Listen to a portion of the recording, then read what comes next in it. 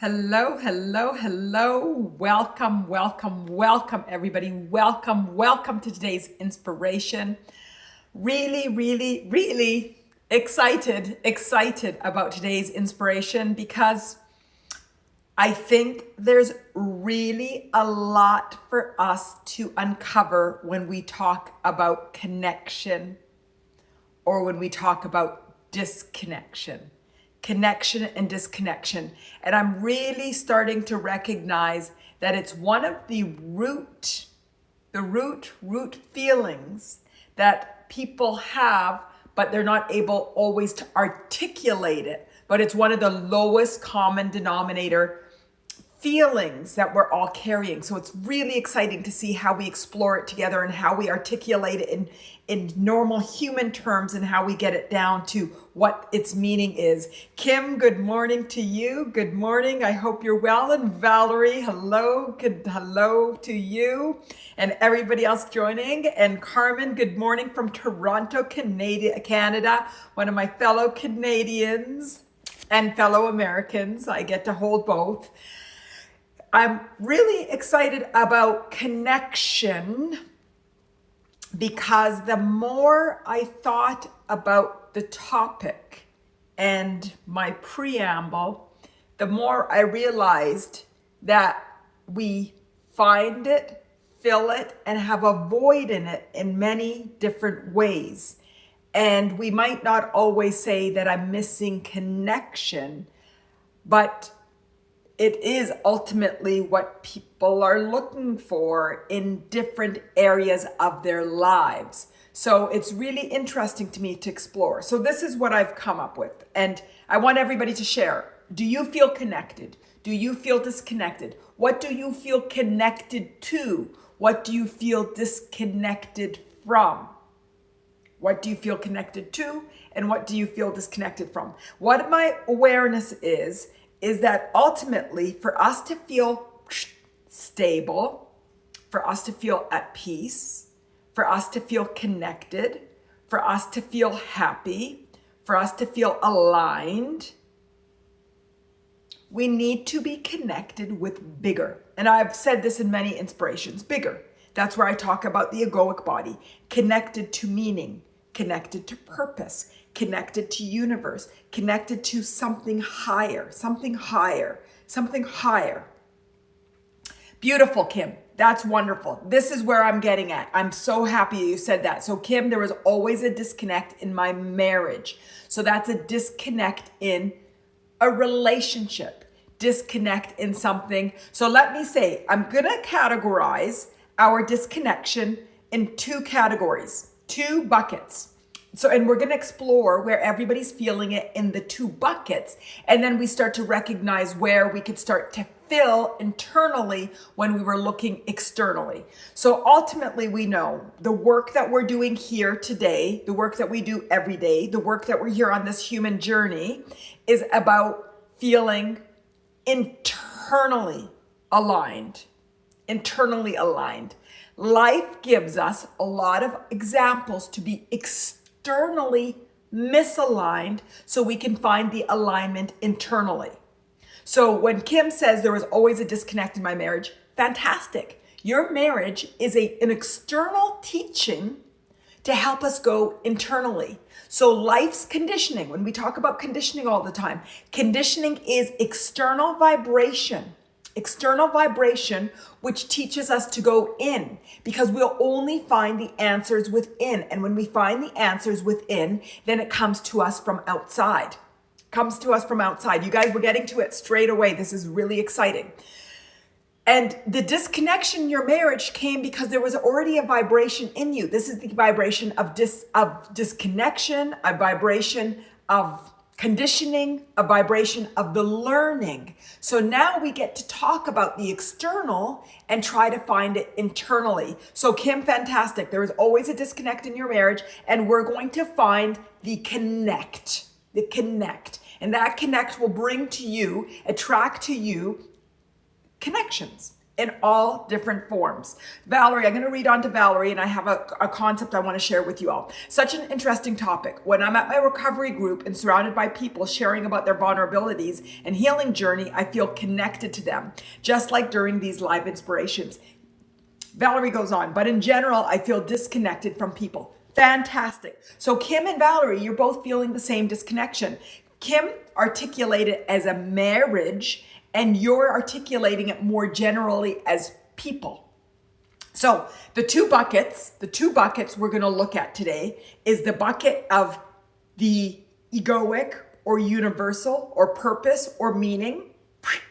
This bucket, the bucket of feeling disconnected on this level. So this is having, I'm on earth for a reason. So when I talk about vibration and conditioning and that we're here to grow and to learn, if we all buy into it, there's a bit of a connection to the higher meaning of life, the evolution of life, the circle of life, and that we're not here to suffer and struggle. And there might be elements that are suffer and struggle, but ultimately if they're here for our growth and our expansion and there's a deeper purpose, there's a connection to the novel, the storyline, the humaning that we're paying attention to. So one of the buckets is having a deeper connection of meaning to this universal story, to this human experience, to your human experience, and to the whole universal experience.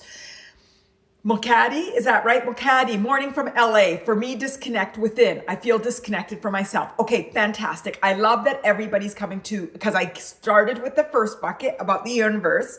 I'll come back to that one because everybody's talking about the second bucket. The second bucket is the physical. So in all our inspirations, I always talk about connection to something bigger, the egoic level, the universe, God, inner being, higher power, purpose, the meaning of life. I had something else that I want to say that was really, but it escaped me, so it doesn't matter. But a connection to something bigger. Trust.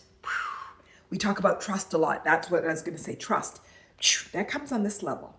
Then our human experience, bucket 2, which is really, really important. Bucket 2 is the human experience.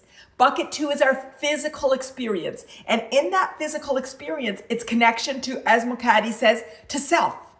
It's connection, as Kim says, to relationships, which is marriage. Kim says it's connection to other people. It's connection to our physical body, our emotional body, our mental body. It's the physical connection. And so we have to have a meaning in life, but we're acting out this life. And as we act it, we want to feel inspiration and connection to work, to play, to people, to our body, to ourselves, our self-image, to the way that we carry ourselves, to our storyline, to our lifeline. So today we're going to look at where we feel disconnected from the physical and figure out why, and where we feel disconnected from or create that connection to the universal, and then just kick off and accelerate some growing and shifting that allows us to grow and expand. That's what I'm hoping for today. Steve, aside and outside of everything I could, but won't get into, I won't say I feel disconnected from source, but I do. Fantastic. And Steve, that's marvelous. And I love that Mokadi says, I agree at Steve, from source and from self. So let's take it back. Today, we're going to just take it back. And what we're going to do is to do what we do every day, which is put in compassion and love to the human journey. We talk about it. So we do what Valerie says is talk about and being a connected and a group that's just trying to figure out why are we here? Why was my past my past? Why do I feel disconnected from I can feel a heavy energy right now, like a heavy sadness. Like, why do I feel such sadness in life? Why is there such heaviness? Why am I so alone?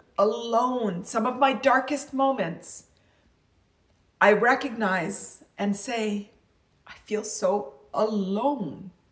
I could be in a room of infinite and can feel alone. And I can be alone and feel infinitely connected. Infinitely connected. So that says that it's internal, not external. But life's conditioning is naturally teaching us external.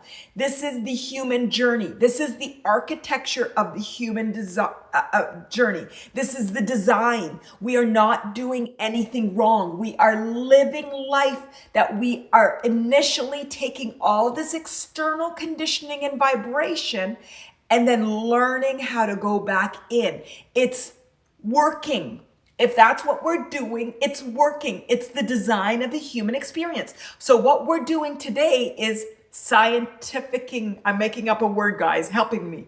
Exploring it, becoming scientists, understanding it, becoming aware of it, becoming aware, the 5 steps: awareness, acknowledgement, appreciation, letting go, and releasing to surrender. We're just going through together to understand it from the lens of not of suffering and hardship and difficulty, but of a lens of understanding, a lens of empowerment, a lens of growth and expansion, a lens of compassion and understanding towards the human journey. And that's what we do every day by looking at common topics that we can all relate to and then understand it from a lens of trust, compassion, surrender, acceptance, peace, love, bliss. Put in the words. What are we looking for? What are we looking for? Steve, yes, I think you're speaking to Makati, like that, but a lot of it has to do with other people-ish. Exactly. We are on a physical journey. We are humaning. We're humaning. We came in fully dependent on other people. Fully dependent.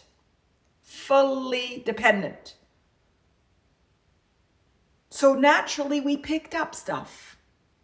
But again, it's not wrong. It's the human journey. It's the architect of it. So what we want to do is figure out, Valerie is helping. I'm looking for peace and joy, I think. So I'm going to add a third one, Valerie. I'm looking for peace and joy and clarity. Clarity. You don't think you know. You don't think you know. We want clarity.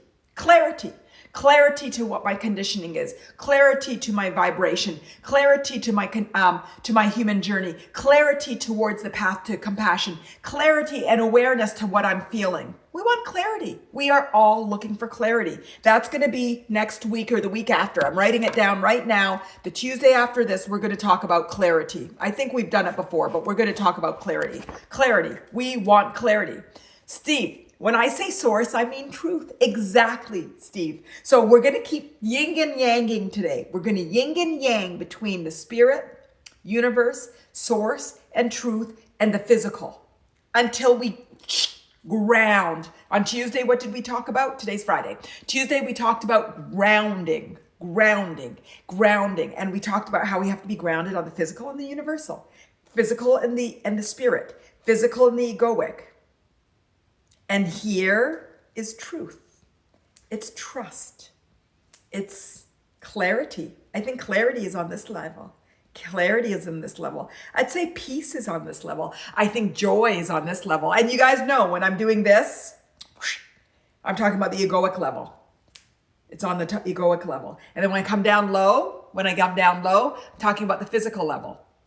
So Valerie says, yes, clarity. Barbara, good morning from Northern California. Good morning, Barbara. Valerie, loving the clarity. And Gary, how do we get clarity? Gary, by doing what we're doing now. When Valerie says, I think I want peace and joy, and we're like, oh, actually, we want to invite clarity.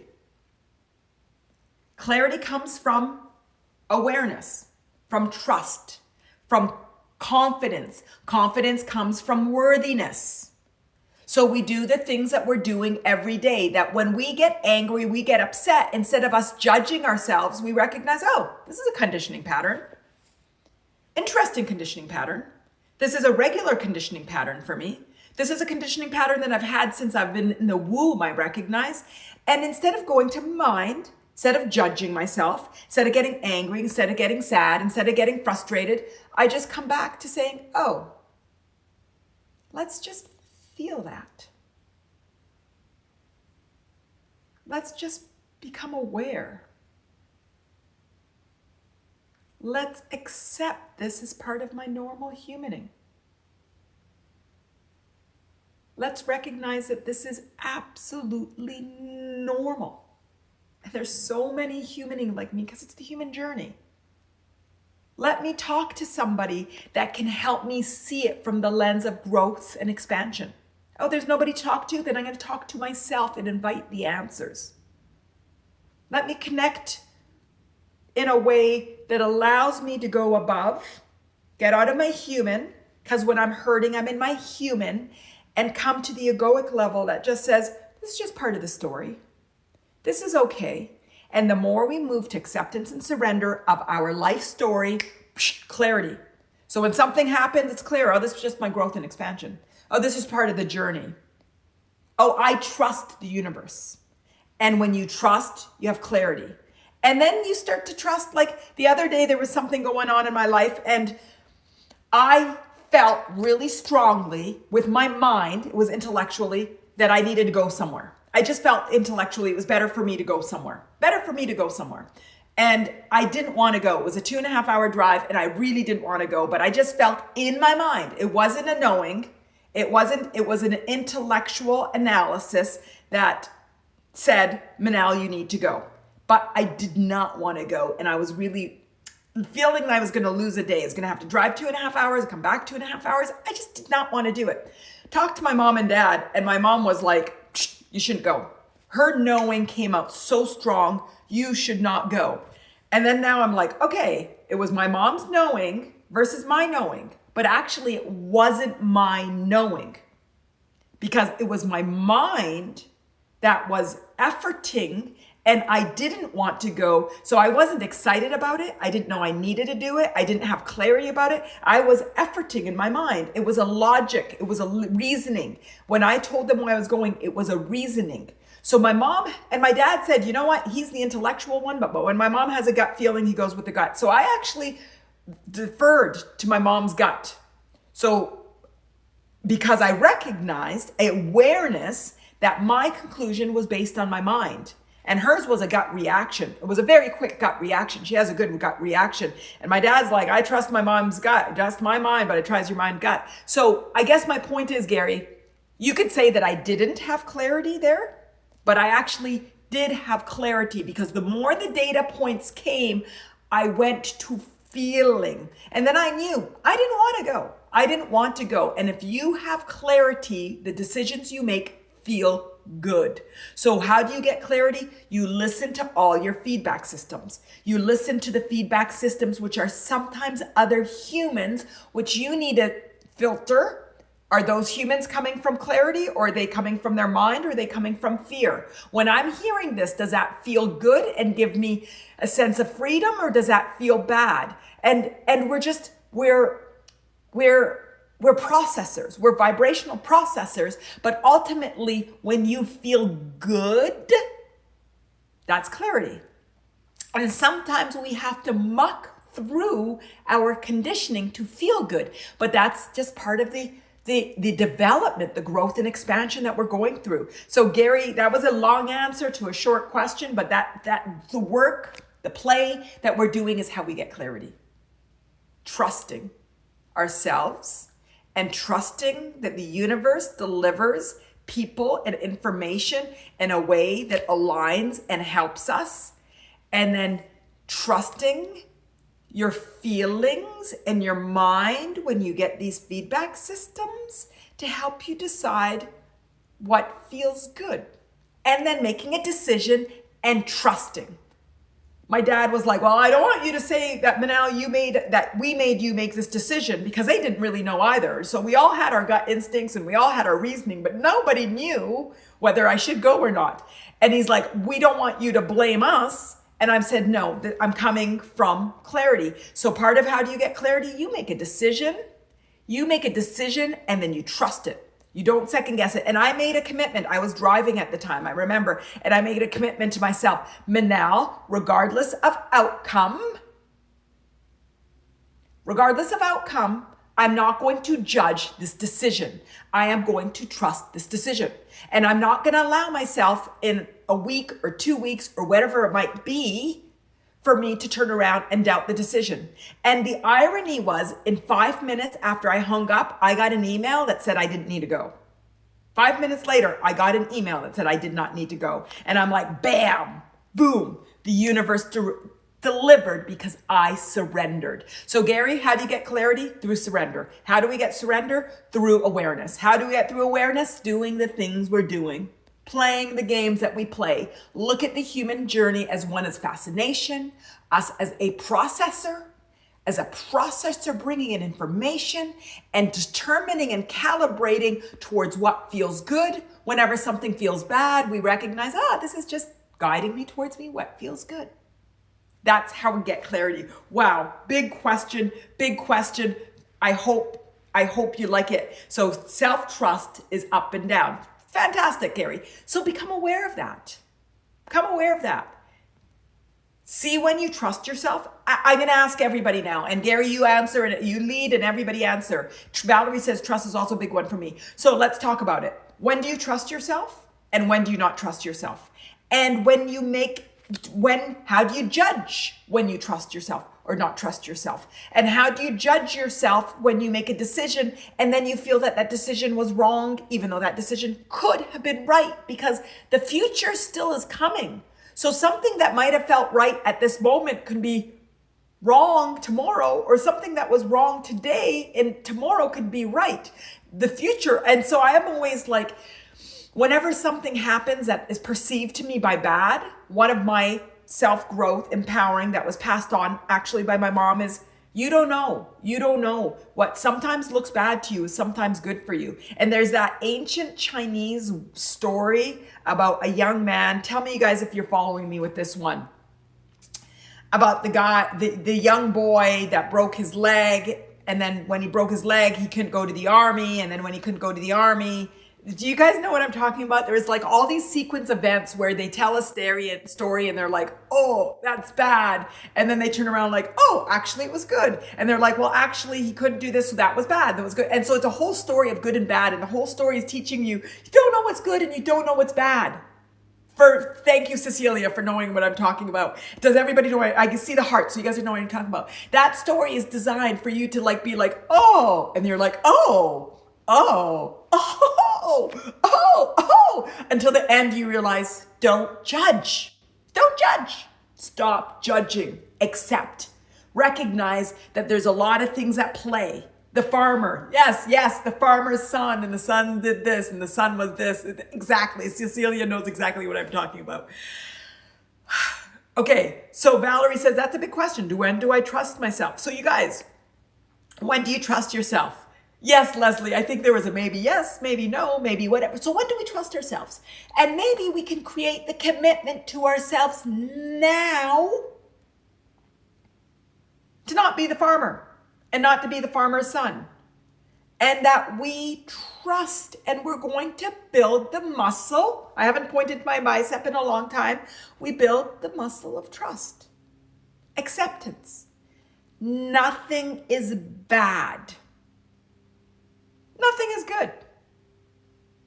Everything just is. And everything is for our growth and expansion. If we can get to the point that nothing is bad, nothing is good, everything just is, and this is for our growth and our expansion, we will be living amazing. Today when I was driving my son and his friend to school, it was an early morning and they were talking about, they go to school usually at 9, but today they were going at 7:30 because they had this practice, and they were like, wow, imagine if we had to go to school every day. We were driving at 7:15. Imagine if we had to leave for school every day. And I said to them, yeah.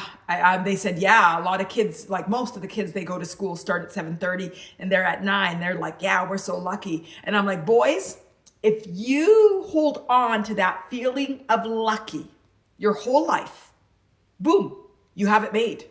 And then I said, and then when you realize and appreciate that luck, I said, you don't need to do anything else. You have made life. And I got on my soapbox for a bit and they started to go on their phone for a bit. And I said, okay, I'm going off my soapbox, guys, but I hope you heard that.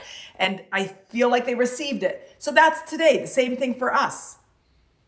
If we can recognize that all we need to trust, everything that has unfolded, so much resentment we talk about their past, so much. And a lot of self-growth on my early stuff there, it built resentment towards other people that were part of my life. So much resentment. If we could sort of accept that there's a reason, there's a reason. Do we know the reason? Not always. Can we invite understanding of the higher reason? Always. But if we can accept there's a reason and make things is rather than bad or even good, just is, boom, boom, boom. And that's called acceptance. Is acceptance. Bad or good is judgment. And if we could see everything as good and see everything as positive, see everything as that, yeah, that is great too. But it actually is the acceptance, because even the judgment of good has on the other side somewhere bad. So just acceptance of life and flowing with life makes you present, makes us present. So how is it feeling? How is it feeling? Now, let me ask this question, because everybody really resonated when we talked about trust. What's in the way of our trust? Okay, what's in our way of our trust? Let's bring it up. Let's bring it up. Let's talk about it. Talk about the stories. If you want to talk about the stories, that's fine. I'm not negating us sharing the stories, because it's the sharing that heals it. But we share it from a point of empowerment and of reflection. So everything we share, it's sort of reflecting it to try to understand the conditioning so we can recognize the awareness. We talk about it from awareness. That's why whenever anybody says anything, and you guys sometimes say the craziest, harshest stuff, and then I'm like, fantastic. And I'm like, Manal, did you really say fantastic? Yes, I said fantastic, because you are willing to be aware. And then together we'll acknowledge what the bigger meaning is, and then we'll flip to appreciation and then let go and surrender. Valerie, when I feel aligned with my truth, grounded and connected to my inner knowledge, intuition, I feel like I can trust myself. I'm moving out soon, and today picked the apartment I want. I trust that I felt comfortable there and see myself living there. Same with when I knew I was time to break up my relationship. Beautiful. I've got goosebumps, Valerie, from all of that. It's a journey. We're all on a journey, and as we journey through and start to grow, see the beauty in the small little areas and the big areas where we start to trust. And then you build that muscle. You build, how long ago, Valerie, was it the things that you were talking about? Judgment. Now today you're talking about being aligned with your truth and grounded and connected to your inner knowledge and intuition. I feel like I can trust myself. And you're moving on, moving out, you're moving on. I'm going to say that. I'm moving on. I'm growing. I'm changing. I'm changed. Life is all about change. And today I picked the apartment I want, and I trust that I felt comfortable feeling. So all of that Valerie said, that whole paragraph is how we get to clarity. All of that. I trust that I felt comfortable there and to see myself living there, seeing, feeling, getting all of our senses involved. Same when I knew it was time to break up my relationship. And that relationship taught Valerie, it taught you how to trust, taught you how to go inside. Your whole journey is teaching you how to go inside. So the journey is beautiful. The journey is great. The journey is part of our growing and experience. Valerie, beautiful. There's nothing more I can say but beautiful, beautiful, beautiful. Beautiful, beautiful, beautiful. Gary, so acceptance is the difficult part or resistance to it? Okay, Gary, let's pretend that nothing is difficult, but the resistance is what is the normal part of the human conditioning that keeps us from acceptance. So resistance is normal part of life. We talked about it. We talk about death. We talk about loss. We talk about abuse. We talk about trauma. We talk about lack of freedom. We talk about relationships. Resistance is the normal part of the human journey. It's what I call conditioning.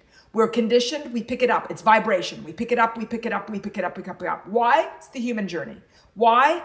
because we're growing and expanding. Why? Depends on what your spiritual beliefs are. I can share mine, but I'm not here to get you to share mine. I'm not here to teach anybody, not to teach anybody. I'm not here to get anybody to believe what I believe. I believe in God. You guys know I've already shared some of my beliefs, but part of the human natural architecture of the design of our life is we pick up resistance. We pick up vibration. We are vibrational processors. Boom, boom, full stop.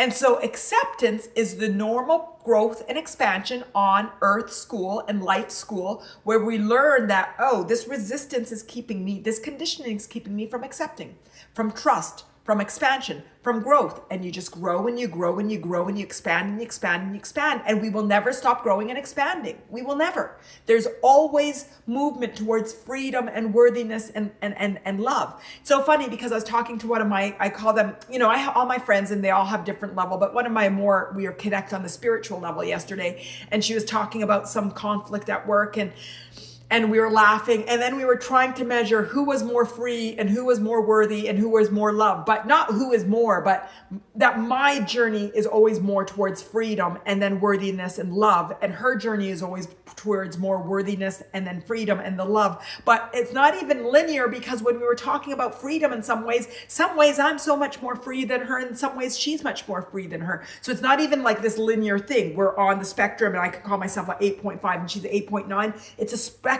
It's a rainbow. And so we can always grow. It's infinite. It's infinite. Our growth towards worthiness and towards freedom and towards happiness and love is infinite.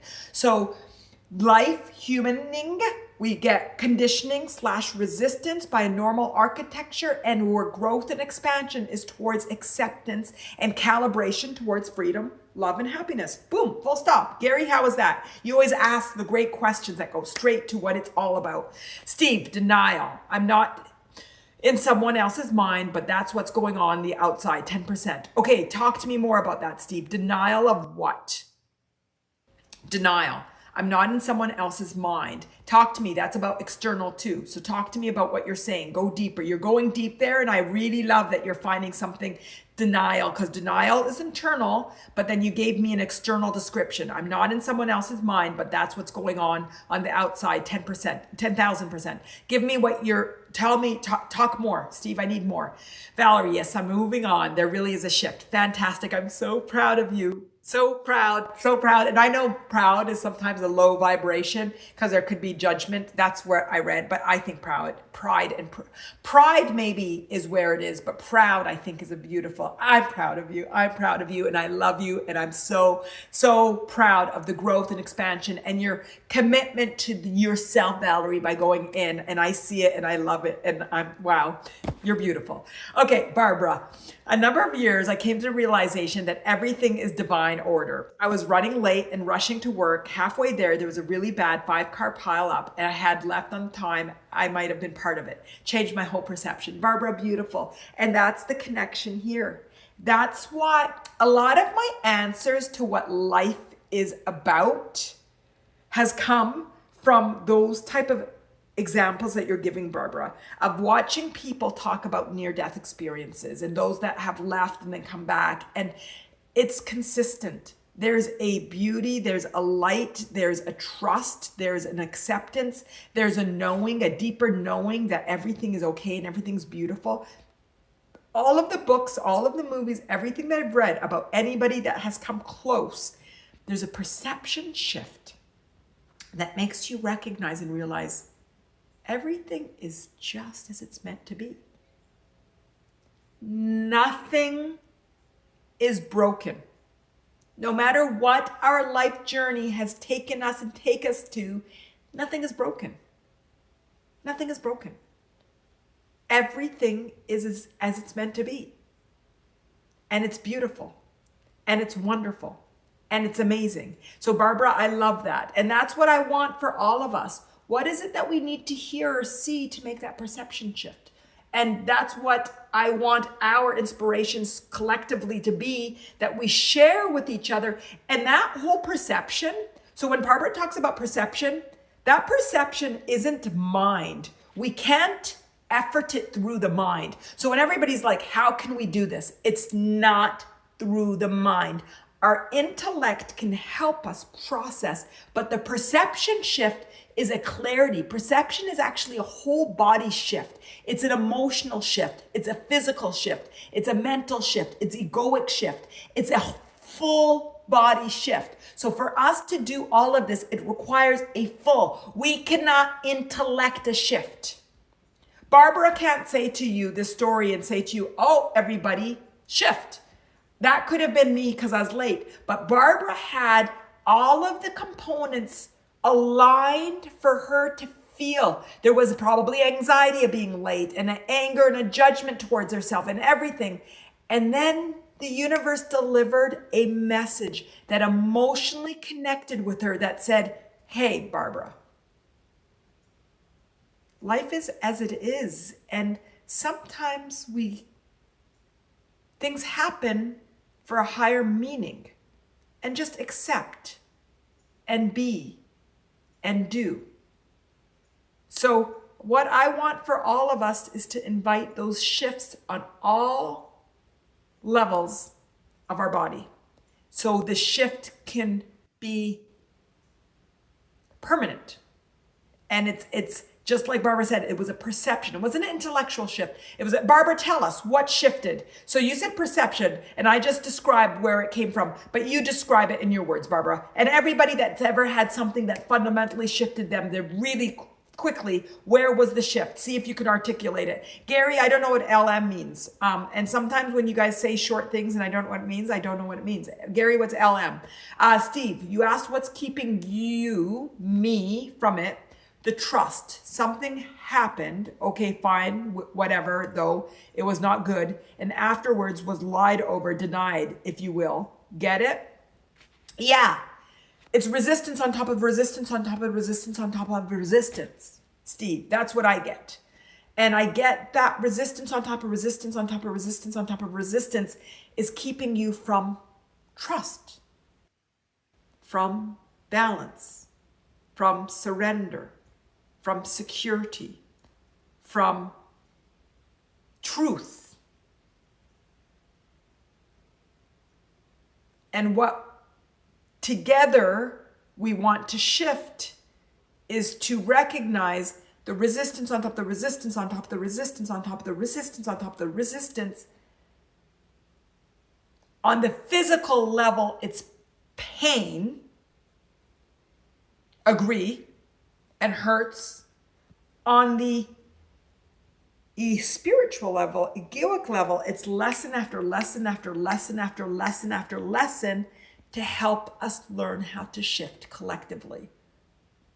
So Steve, work with me. How does that feel? And Gary, you understood that. How does that feel? Talk to me so we could see where we can get a shift. And again, the shift doesn't happen here. It's here. So Barbara, the shift was to trust in what was and being in acceptance of the moment. Beautiful. The shift. And then Barbara, where did you feel that shift? Where was that feeling of that accept? Where was that shift? Where did you feel that shift? If you could turn around and go back into that car and you had an aha moment. So it's an aha. Aha. Where did you feel that aha moment? And everybody, if you've had those aha moments, in my innermost core, it's the truth. It's knowing. And that's what we want to do together. We want to come to our innermost core, into truth, into knowing, to allow that shift. And that's the four bodies. The egoic that says, oh, I trust. And this, oh, I saw and I trust. And this, oh, I feel and I trust. And then this, oh, I trust. All four bodies got into alignment that said, I'm going to trust that things that happen that I can control may be for my highest good.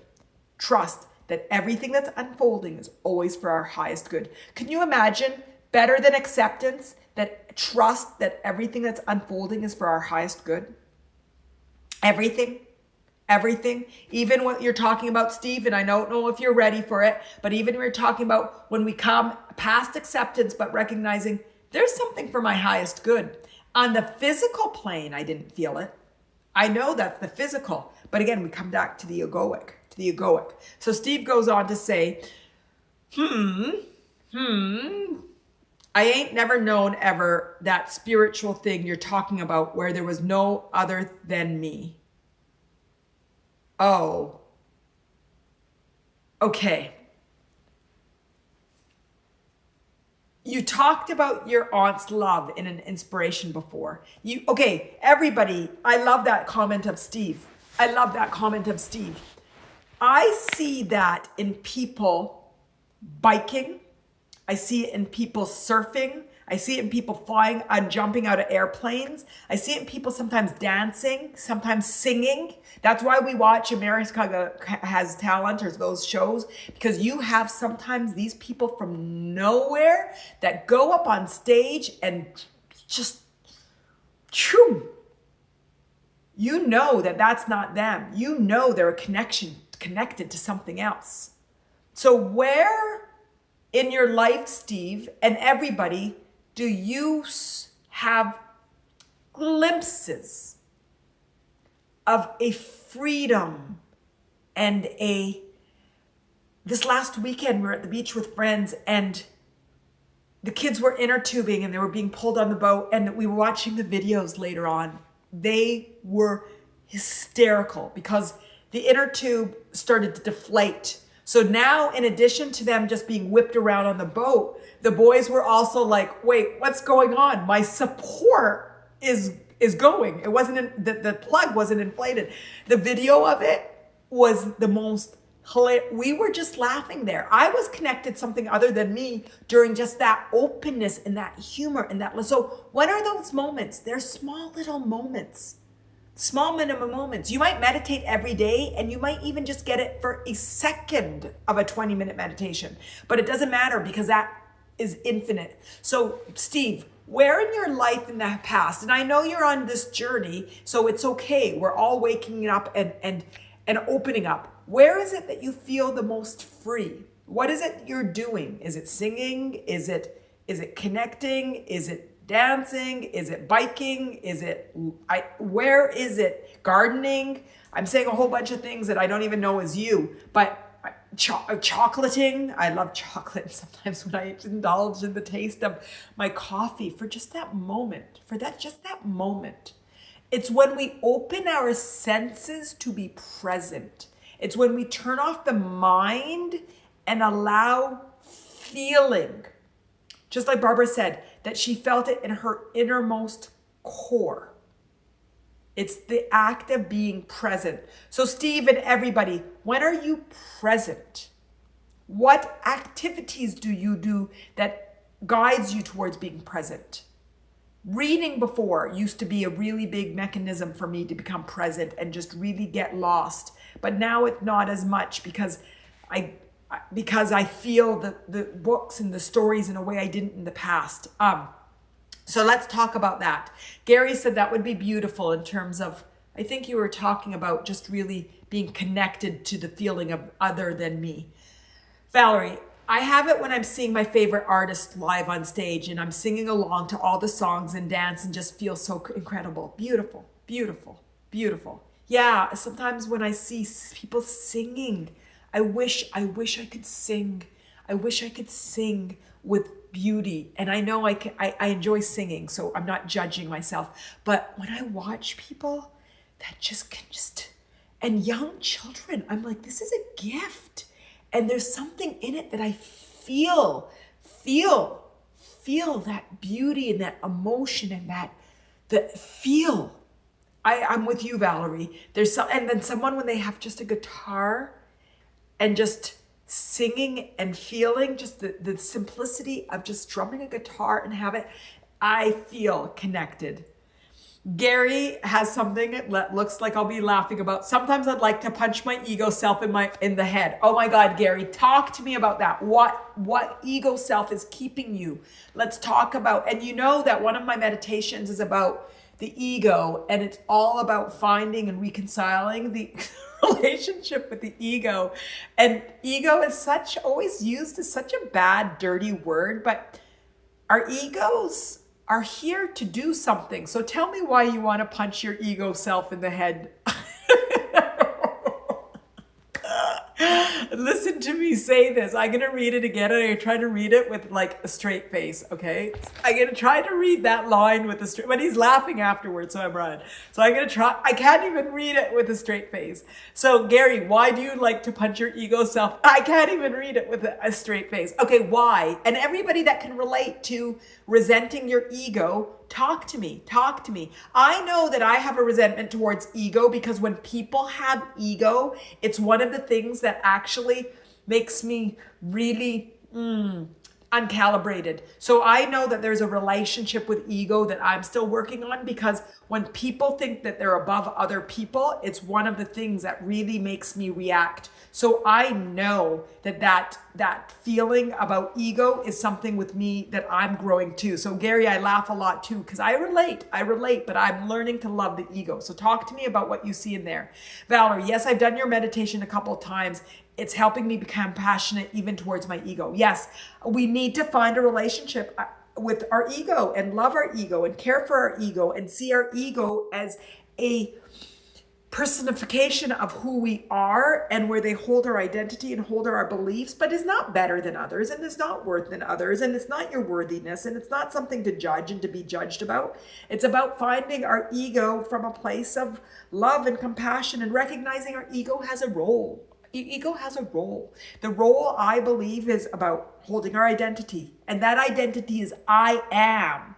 Not I am an ass, or not I am stupid, and not I am black, or I'm white, or I'm burgundy, or I'm blonde, or I am whatever it might be. I don't know where I'm picking these I ams from, or I am politically inclined this way, or I'm religiously inclined this way, but I am. And so when we want to punch our ego in the head, it's when I am is decisive or divisive. I think I meant not decisive. Decisive is clarity. Divisive. So it's when our I am isn't I am, but I am mad, or I am angry, I am judging, I am. And it's the I ams of those that are not I am that keeps us to wanting to punch the ego self in the head and other people's ego. So Gary, talk to me. Barbara, I feel connected in my classroom every day. Beautiful. I work in special ed, and every day my children teach me how to live in the moment. Beautiful. And those are the times. Steve, I want to hear from you. Where, and if not, where can you start to open up connecting in small little ways? And I think that's absolutely beautiful. One of my friends, Barbara, is a teacher, and she was talking to me about how she realized that she doesn't need to be teaching, and she's teaching because she wants to be teaching, and it empowered her in the classroom, and things that she may have judged herself or the kids when they were projecting that she may have taken personally, that she was actually able to come from a place of truth. And one of the kids was beating himself up about a math, and he was like, I used to be good at math. And in the past, she would have judged it on herself, saying, oh no, I'm not doing a good job. And I've got this child, and this child is saying he's not good at math anymore. And instead, she turned around and said, hey kids, how many times did it take the NASA to get a rocket ship to the moon? Did they get it on their first try, their second try? Kids were saying hundreds of times, thousands of tries. And she said, well, they never gave up. Because if they gave up, they would never have gotten to the moon. So anytime, I don't want you guys to see these as failures, and I don't want you to see you as giving up, but I really want you to see this as a part of the way of getting to the moon. And that's true to every single one of our life experiences. They are not mistakes. They are not accidents. They are not us not good at being human. It's us trying to get to the moon. And what's trying to give me the moon? It's us being connected with ourselves and trusting ourselves and believing in ourselves and connected with the universe and feeling that our purpose to life is beyond self. And there's a beauty to life and a beauty to where we're going. And that's what our moon is. Our moon is what we're talking about today. Let's write what our moon is. Our moon is, Steve said it, being connected to something bigger. We said peace, we said joy, we said clarity. What is our moon? Let's write and define what our moon is right now, guys. Let's write it. Valerie, Realizing it's usually trying to protect me from something, and then I realize I'm allowed to feel and it's safe and I am safe. Beautiful. So Valerie, about the ego, realizing it's usually trying to protect me from something, and the ego is here to protect us. That's what it is. And then I realize it's allowed to feel and it's safe and I'm safe. Exactly. And that, what is that Valerie just articulated? Trust. Having to protect is fear. Having to protect is not being safe. Having to protect is feeling insecure. What's the opposite of all that? Safe. Trust. Trusting the universe, trusting self. Trusting the universe, trusting the physical. Where I'm going to come back. Today it's about yin and yang. Yin and yang. What are we talking about today? It's about yin and yang. Connection. The connection is yin and yang. Connection to the universe, connection to the physical plane. Connection to universe, connection to the physical plane. Feeling secure and safe and trusting in both. Boom. See the hearts, and I love it. So that's connecting. Beautiful. Gary, my ego is always sticking his nose and trying to convince me otherwise. Okay, Gary, go deeper.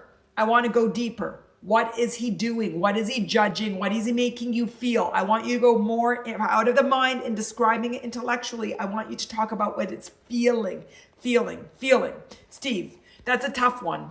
Immobile, really actually immobile. Layer after layer of hammer and nails. There's just really in a GD state of unbelievable disbelief. I was forced and really didn't even know how it at the time. They're not sorry. They're sorry they got caught. So I'm stuck, you would say. Okay, Steve, I think I personally, Manal, sees growth in you. I see growth in you. I see significant growth in you. And I know there's still a feeling of immobility and it feels like you're still stuck in the mud, but I see that if you're stuck in the mud and you're moving, that you're moving forward. And the way that you're articulating and aware of yourself and their story and is growing. So I applaud you.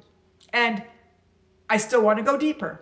Before you talked about denial, and then now you're talking about not being connected. So let's let go of them. They're an external story. So I'm going to ask you if we're willing to let go for now of the external story. For now. For now. Okay, guys, let's do a quick meditation. We're going to quickly cut cords to stories that do not serve us. Okay? We cut cords the other day on a different meditation or inspiration. Let's do it now again. Okay? Good. I see the hearts coming. Okay? It's not going to be, we're not going to do a long one, but we're just going to walk you all through it. I'm going to walk it all through it and we're all going to do it. So let's start with 3 breaths. Okay? And go into your body. I feel the air and I think that we can all do this. And everybody trust yourself and the intention is anything for your highest good. Nothing beyond your highest good. We are trusting that the universe, whatever you do is for your highest good. So create that intention. Let's take a deep breath in.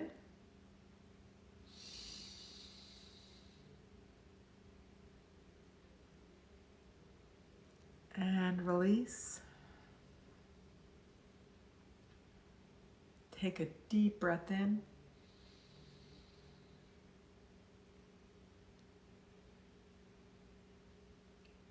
And release.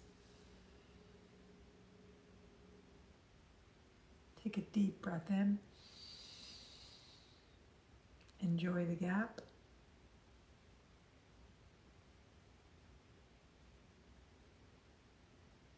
And release. Today is just incredibly powerful, and I can just feel that we're all ready to let go of stories that no longer serve us. These stories we all hold in our bodies, in our hearts, our minds, in our stories. We're here for our growth. They serve a purpose. But today we invite the universe to allow us to grow and to disconnect from the pain of these stories and allow us to fall into trust and surrender and love and beauty and acceptance and clarity.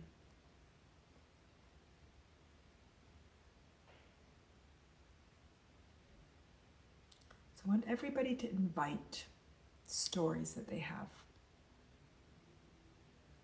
Stories from the past, stories that have caused pain. Invite it without overindulging, but just become aware. I want you to acknowledge that this story, although there was a lot of pain on your physical experience, has a purpose for your spiritual growth. And invite a shift from looking at our past as painful or difficult or suffering or struggle, and welcoming it to be growing opportunities.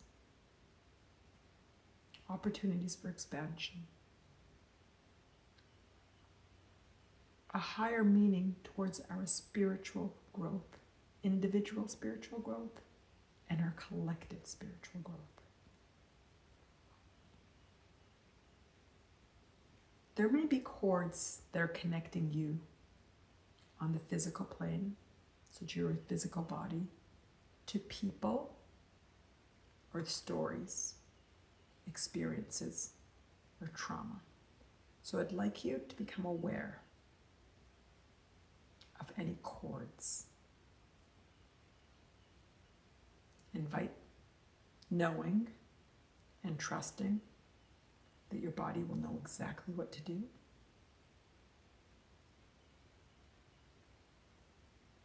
I want you to cut that cord.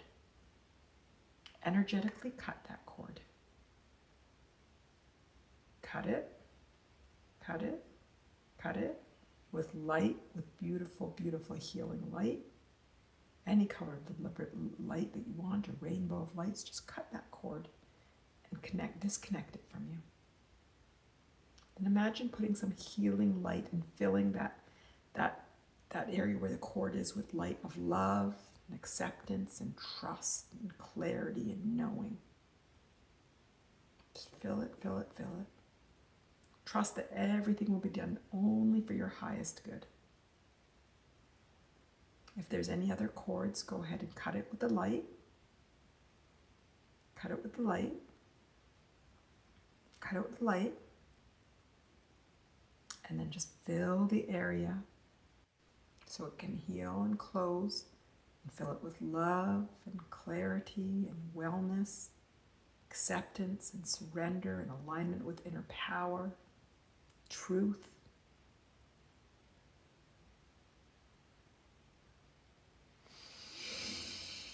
Wonderful. And now I want you to go to your emotional body and just invite the emotional connection to those stories. It's probably going to be more subdued than it was with the physical body since we disconnected on the physical sort. But just invite that. And just the same thing with your light. Just cut the cord. Cut, cut, cut. Trust that whatever is best for your highest good. Cut, cut, cut, cut. And now I want you to fill that where that cord was with love, unconditional worthiness, with freedom, trust, acceptance, surrender.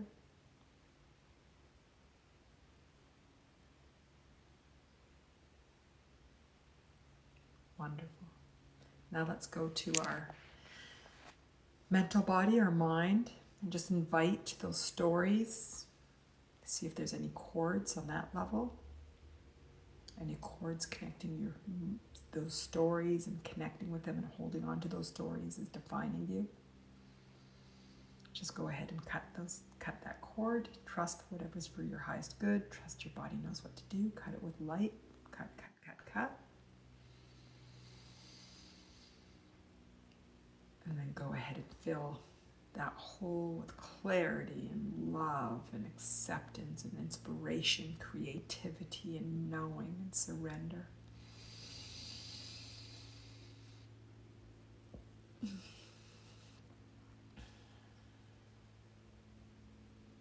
Now I just imagine the light of the universal divine just coming in through the crown of your head.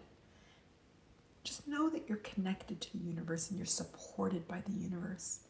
Just feel that beautiful light and just allow that light to come in with a knowing of connection to bigger, connection to light, to love, to purpose, to meaning, to higher understanding, to clarity.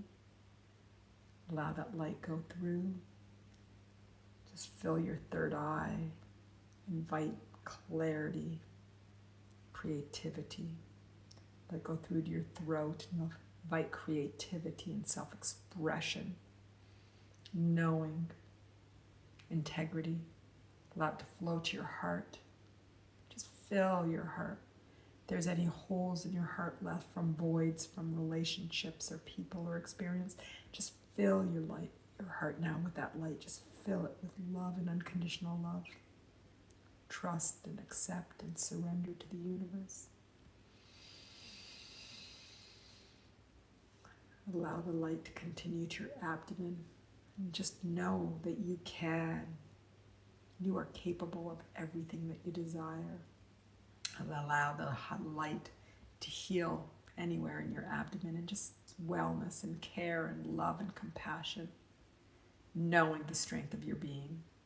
Allow that light to go move through your sacral, your pelvic area, and just fill it with light of creativity and desire and worthiness to enjoy the pleasures of life, all the pleasures of life. Allow that light to continue to root out through your thighs, your knees, and just connected to the earth, to your human journey, the beauty of our human journey. Let the light go out from the soles of your feet. Now imagine light coming from the core of the earth, from the deep core. And this deep earth light is going to connect you to the physical experience. Imagine this light coming up through the soles of your feet and bathing your calves, your knees, your thighs, connecting you to the earth, secure, safe, supported. That life going through your sacral, through your pelvis, creativity, worthiness for enjoying the pleasures of life. Allow it go through to your solar plexus. You are capable of doing anything you desire on this physical plane. Imagine going through your heart, just filling your heart, meeting the universal divine light, and enjoying. To your throat chakra, your self-expression, your ability to sing, your integrity, to speak. Through your head, you're lighting up your third eye again. You know, clarity. And then out the crown of your head, connecting to the beauty, the purpose, the meaning, the unraveling of the beauty of the human journey.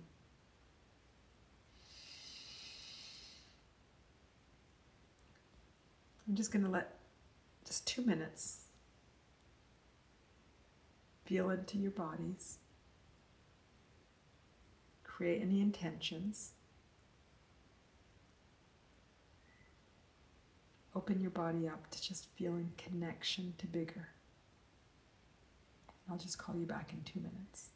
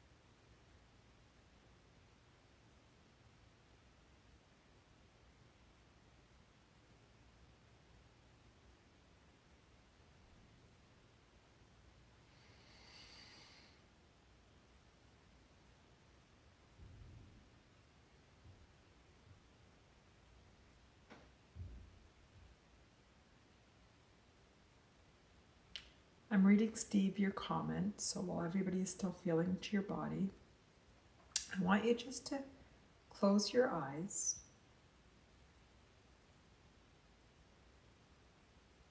and feel, and everybody can do this if you feel that there's a resistance between your mind and your heart,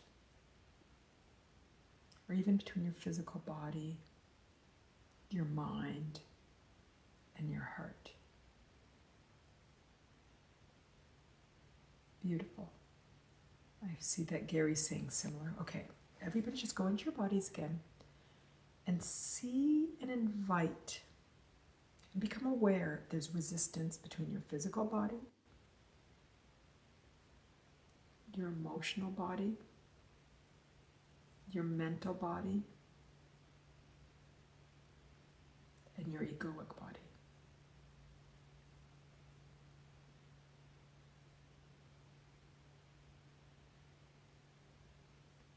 Acknowledge the resistance between your four bodies, or between any of the two bodies. It doesn't matter if you see them between the mind and the heart, or the ego and the mind, or all of them. Look at the resistance. There probably is resistance between the four of them. So let's honor the resistance between the four of them.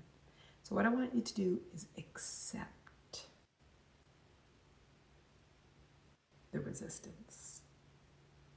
It's almost like you have four children that are arguing in the car. They're all fastened up and they're all arguing.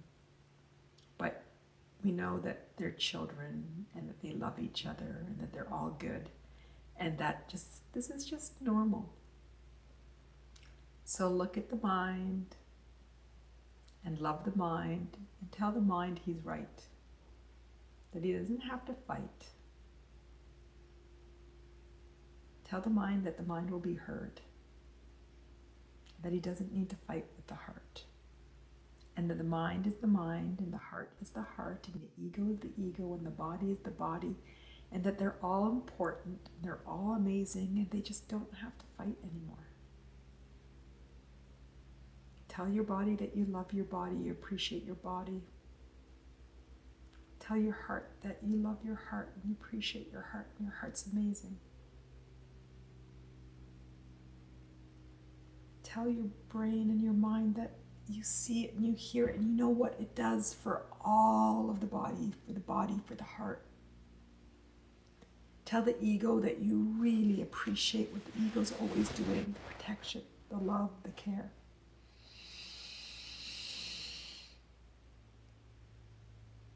Make a commitment to each of the bodies, the physical body, the emotional body, the mental body, and the egoic body, towards acceptance. Acceptance of each of them individually, and acceptance of them collectively. Let the body and the heart and the mind and the ego know that they're most powerful when working as a team. And that it's so normal that they weren't working as a team, because that's just part of the human conditioning. That's just part of the evolution of a human. And as you grow and expand, you learn to work the bodies together. So they've never did anything wrong. And they've actually all collectively been amazing, the best that they can be. But now we're self-aware enough to work together as a team.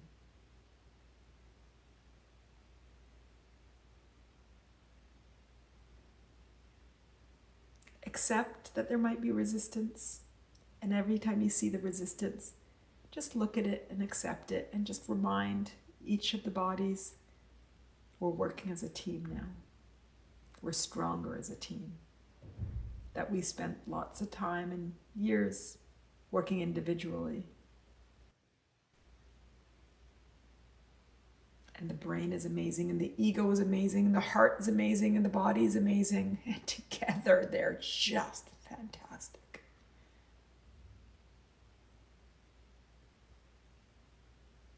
Together they're just amazing. Together they align you for clarity and peace and joy and happiness, trust and surrender. When they're working together, we achieve everything we desire.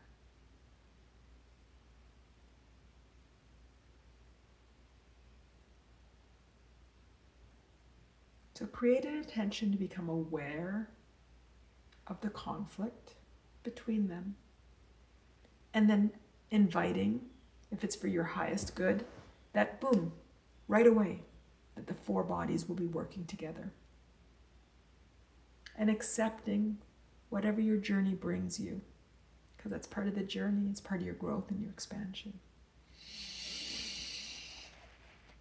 I'm going to pause again for about a minute and just let you just calibrate towards alignment. Calibrate towards peace, acceptance, love, and care. I'll call you back in a minute.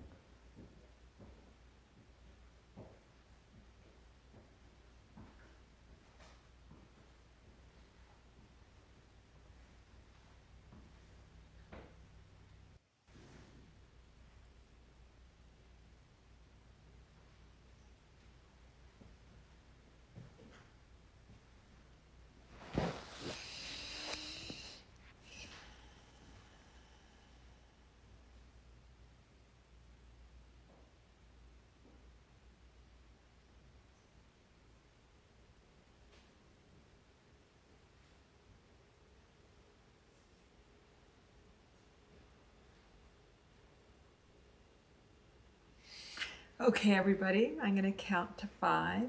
Open your eyes at 3, and let's get back into the room and see how that felt. 1, 2, 3. Open your eyes and come back.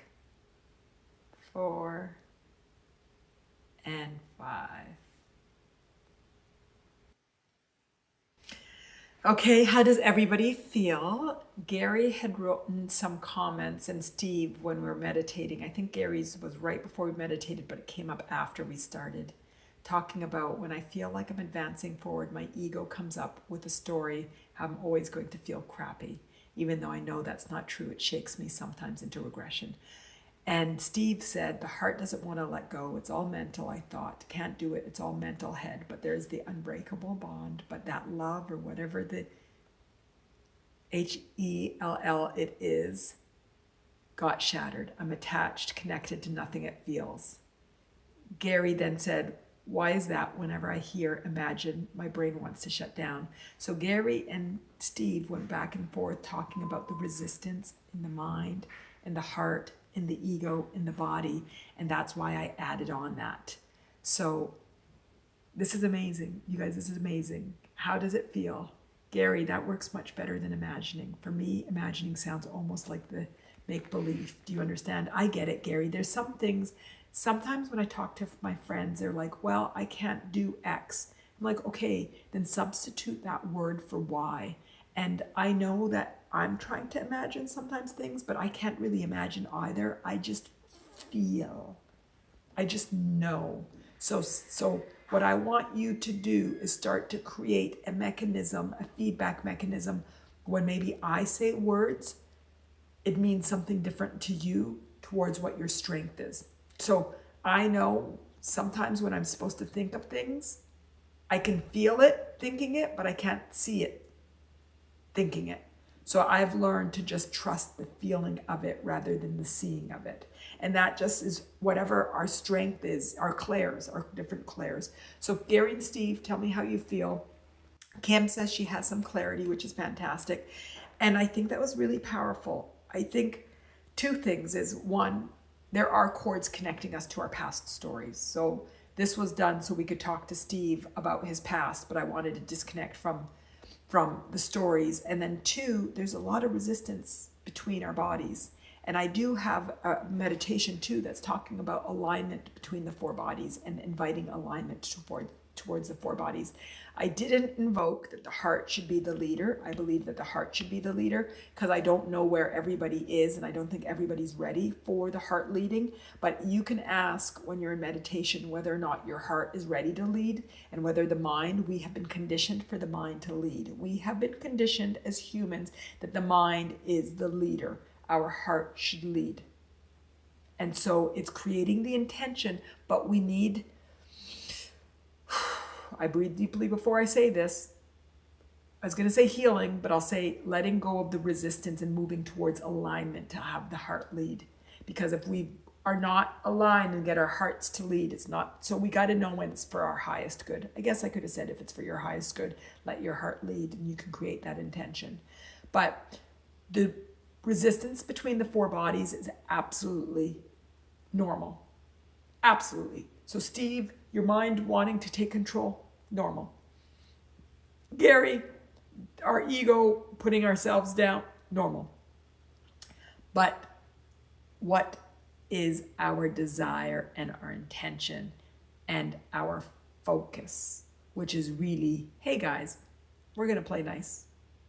Hey bodies, we're going to be good together. We're going to be a team. We're going to work together. And even though life's conditioning has showed me to resist and to put down, it's for our highest good and pleasure and desire and for fun to be in alignment.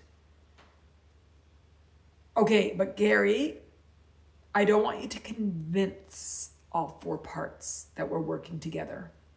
I want you to feel it. So convincing is your mind saying, okay, I'm going to do this. I want you to continually work on truly loving your ego.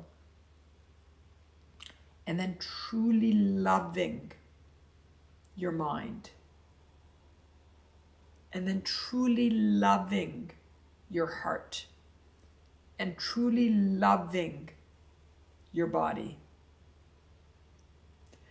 I see Steve wrote something, but I'm going to jump to Nicole saying, love is an illusion. Everything is an illusion. Everything is an illusion. Everything is illusion. But don't get me on that part. I believe that everything is an illusion. We're ultimately all looking towards the highest vibration. And if you want to call that love, if you want to call that whatever. So everything is illusion, but that illusion feels real.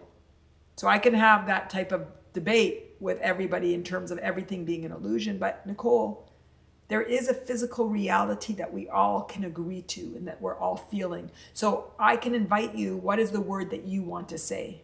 What is the vibration that you want to feel? But I do, yes, everything is an illusion. I believe it's all an illusion. But the way that we can articulate it in a way that our human minds can align and feel it, then boom, we go to boom. So Nicole, tell me how that feels. Steve, I feel so alone. Beautiful, Steve. That's what today's about, disconnection. That's boom, you hit it. That's where we want to go. I want to go to you feeling alone. That's where we want to go. Okay? Really, never really felt this before. My whole life, it's the lies-ish. It wasn't what happened in the time. The lies raped me more than the actual thing did. Sorry for the language, but that's what it is. Steve, that's beautiful. And that's where I want you to go, to the feeling. Every time you've talked it, you've talked the story. And now I want you to get to the feeling, because the healing is in the feeling. But we got to talk to the story to get to the feeling. We have to talk to the story to get the feeling. That's just the way that we process. But that's where I want you to go to. Steve, gaslighting. It's called gaslighting. I have no idea. Had to read and still. Beautiful. But Steve, I want you to go back to the feeling. That feeling of alone. And that's what today is about, is creating the feeling of connection. Nicole, infinite awareness, infinite silence. Yes, Nicole, yes. And I'm going to invite us all. Nicole, yes, yes, yes, yes. Yes, and that's why I don't always like saying love, because yes, all of these words is, but even infinite awareness and infinite silence is an illusion, but it's a different meaning at a higher level that has less resistance and distortion to it. But I agree with you. Let's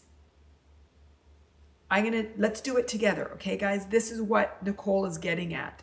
Okay, and this is the question that Steve had asked earlier. Take a deep breath in.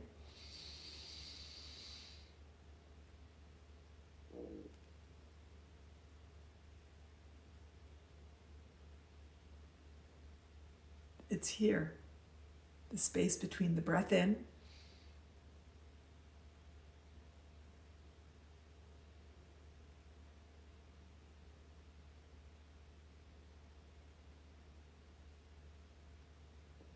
and the breath out.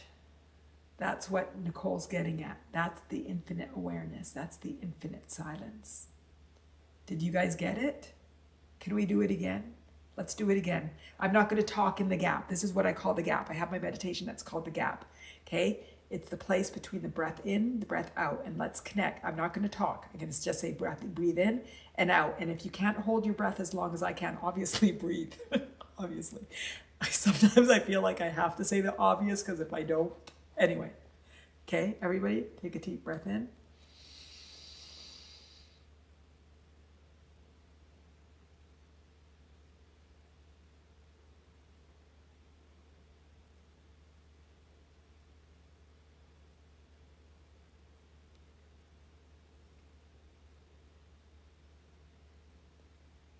And out. Are you guys feeling this? Are you guys feeling this?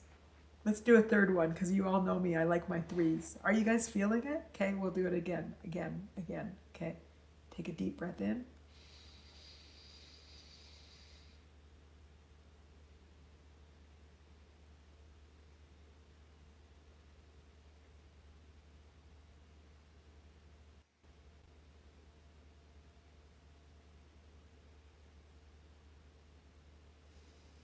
And out. That is what Nicole's talking about. Nicole, isn't that what you're talking about? Talk to me, Nicole. Is that what you're talking about? That's it. And that's where the question is that I asked earlier. Do you guys feel that connect? What Steve actually was his question about feeling that you're not one and that you're connected. It. Gary, I actually get it. There's no conflict. Exactly. That's where we want to get to. And we get to this by talking about our past, recognizing the resistance, letting go of the resistance, and moving to acceptance. That was Gary's question earlier. How do you get to it? How do you get it? Steve, yes, I hate it. It's very comfortable and I don't like it. I think you're saying very uncomfortable. Steve, that's your work. That's your work. You're not comfortable with your body. You're not comfortable with your silence because it wakes up feelings. It's feelings like feeling alone that you've never articulated till today. It's your journey. Yes, Steve, my mind says something's going to happen. And then you have to tell your mind nothing's going to happen. And you have to get your ego involved. You don't have to do anything. I'm just talking about whatever. You just let the ego say, I trust. And the heart say, I believe. And the body say, I surrender. And we just keep muscling it, muscling it, muscling it, muscling it. But your resistance that you're bringing out is much more on an emotional level than you ever said, and a mind level rather than being victim of the circumstances. So your growth is so apparent to me. So apparent. I want you to see your growth. Now you're saying me. Every time we would talk, you'd go circles and say you. Now you're saying me. It's working, Steve. It's working because now you recognize it's me. It's my mind. It's my heart. And now you recognize that you are empowered to focus it, to fix it. I have chills. Steve, what you've been saying now has finally allowed the mirror to go onto you. You're empowered now to make the shift and change. Number one, awareness. You have got the awareness. My mind says something's going to happen. So now you see that it's the muscle of the mind. I feel alone. Now you recognize it's the muscle of connection to universal and physical. Steve, amazing. You did it. You did it. You did it. You did it. Everybody did it. Everybody led to this moment. You guys, always make me want to cry. But everybody got us. I think we're all there. I think Steve is sharing it and like everybody's talking it, but I think we're all there. Okay, Nicole says yes. Okay, let me just have this. Let's all just have this moment because I'm clearly very moved at the beauty of this moment.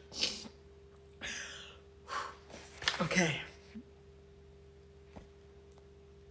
Imagine. Amazing, amazing. Okay, Valerie, I don't know why I just imagined being underwater and the silence you have when you're underwater. Yes, there's actually some healing that you go into chambers of water, it's salt water, and they turn off the light and there's all music. And water is a big therapy, ocean water, because that's earth and vibration.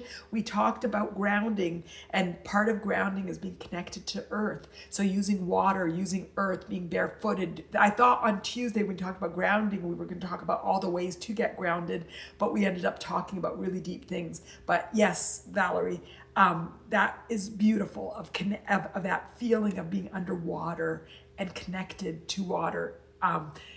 Carolina says, hello all, coming in during this really intimate, intense moment. Carolina, great timing. Nicole Amber, it's an ocean of infinite awareness and you are it. Thank you. We all are it, Nicole. It was all of us. It's all of our collective energy that allowed us to connect at this level. Sporty Jen.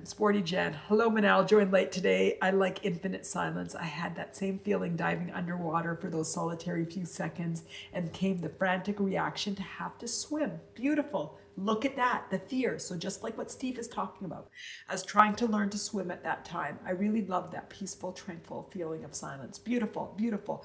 But look at that frantic feeling, and that frantic feeling is the lack of trust between the physical and the universal.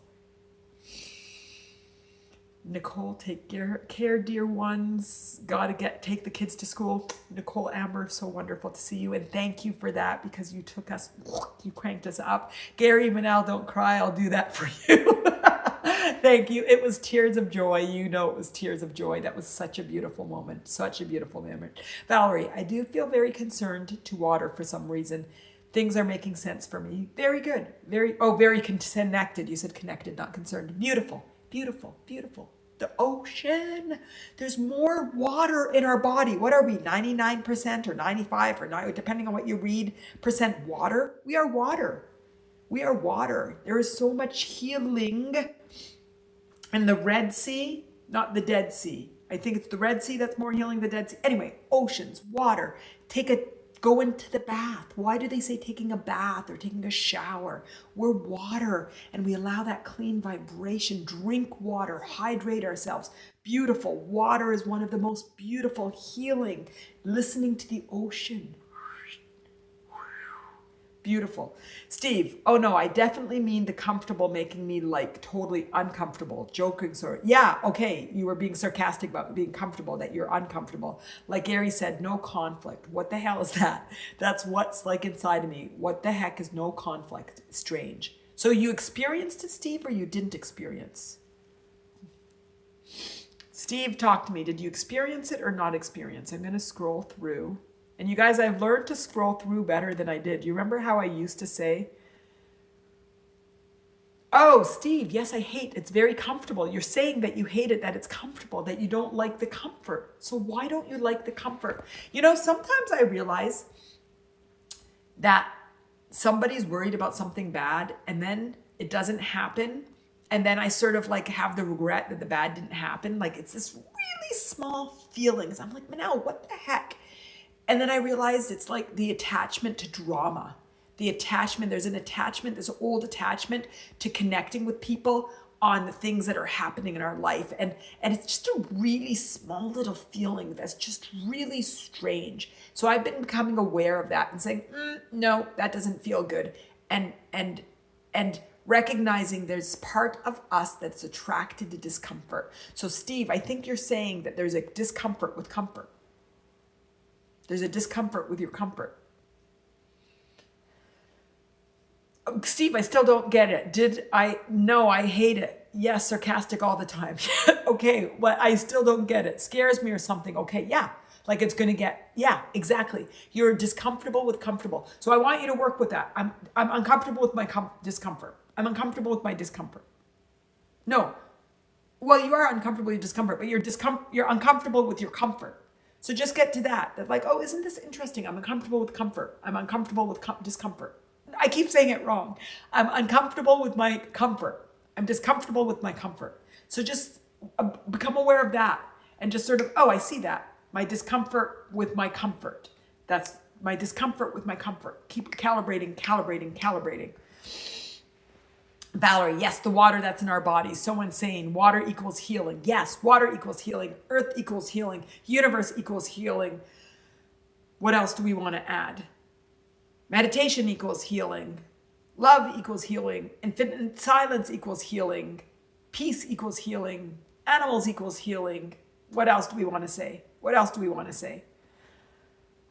Valerie, yes, the ocean sounds obsessed. Me too. We were at the sound this weekend. It wasn't the ocean. And every time the boats hit, we could hear the waves. And we're like, oh, we could pretend we're in the ocean. But it was the sound.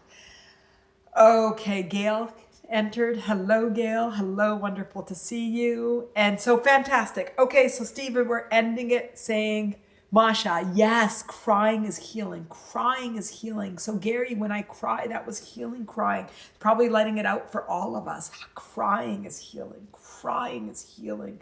I've so many times when I'm with my coach clients or friends or by myself and you get all this emotion and you're like, oh, I'm sorry. And you just stuff it all back up. And it's like, no, let it out. Let it out. I do it too. I'm like, oh, I'm sorry for all this emotion. It's like, no, that's okay. Let it out. Whew.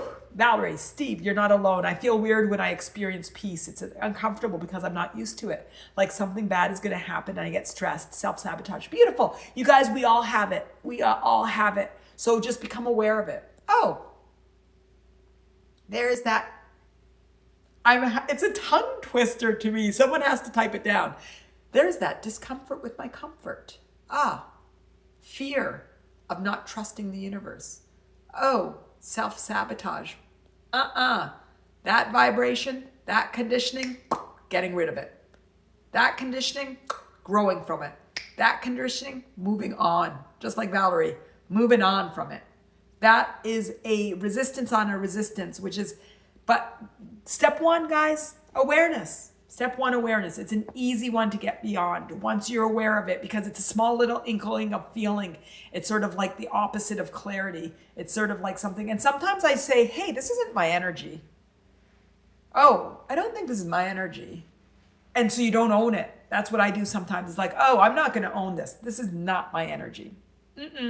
Not going there. Not my energy. So that one is one that's really easy to nip in the butt. How do you nip in the butt? Awareness, awareness, awareness, awareness, awareness, awareness. Sporty Jen, I nearly drowned as a child, so I lost a lot of confidence. Have no trust except when I use a float, but the conditions have to be right. No splashing kids nearby.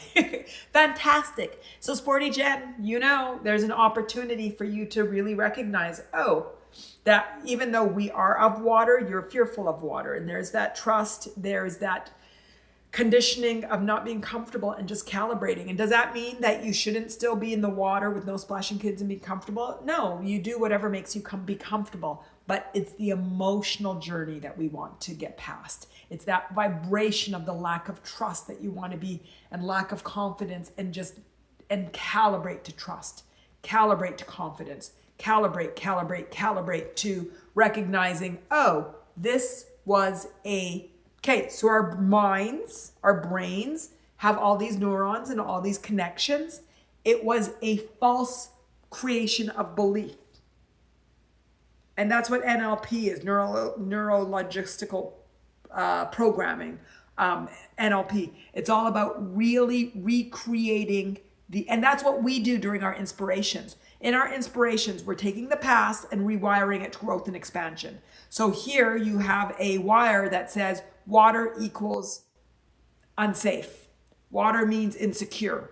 So what we're going to start to do is, like, doesn't mean we got to change conditionings, but we're changing our brain neurology to say, oh, I trust universe. I trust safe. Something that may have happened when I'm a child doesn't mean that the conditions are, I'm an adult. If you don't swim, I'm going to stay at water that's up to here. If it's in the ocean, I'm only going to go when it's calm. I'm going to trust myself. I'm going to trust the universe. I'm going to trust I'll know what's safe for me. And reprogram water equals bad to trust myself to know what is safe. Life is insecure and unsafe. That's a false belief. Recreate it. I trust my inner being. I trust my universe. People are unsafe. I need people for connection. I get alignment with my inner truth, my inner power, and connection to the physical, and connection to universal. So rewire. And the rewiring comes through the intellectual understanding and the emotional shift. So again, I'm going to say it over and over again. We can't intellectually shift. It has to be emotionally. But the awareness opens ourselves up for the shift. Good. Steve, it's like a separate alter reality, but it's not. It is. It's a different dimension. I mean, there's so many different dimensions of life. And we have conditioned to believe that the physical is the only dimension, but there's the emotional dimension, the mental dimension, the egoic dimension, which is that spiritual dimension, the connection to bigger. And so it is a separate reality. We're taking ourselves out of our physical and going into our emotional. We're going into the egoic. We're going to the connection with the universe. So it is a separate alter reality. Sporty Jen, incredible fear happens. Beautiful. Rewrite that. Rescript your body. When you start to feel the body, recognize, go through, create that deconstructed key lime pie. So funny that that's become one of my terms. Who would have known? Deconstruct that key lime pie, feel the fear, see the water, recognize the conditioning, go to your beliefs, rescript your beliefs, invite trust, and shift and align but you do it by deconstructing. So again, you go near water. Your physical body is near water. You're like, oh, I feel that incredible fear. That's the cheese, the lime. Now I'm going to name our body parts with the pieces of cheesecake, you guys. Now I'm going to a whole new level. Then you come to the lime and you're like, oh, I'm feeling this because when I was younger, I almost drowned. How interesting that an event that happened when I was X years old is still making me overcome with fear, even though I'm Y years old. Conditioning and the human conditioning is fascinating. Oh, whipped cream. The whipped cream. I hope you're all as amused as I am, because this moment is for me. So the whipped cream comes in. The whipped cream says, you know what? I trust universe. I'm a different human now that's aligned. Sporty Jen, thank you for enjoying it with me.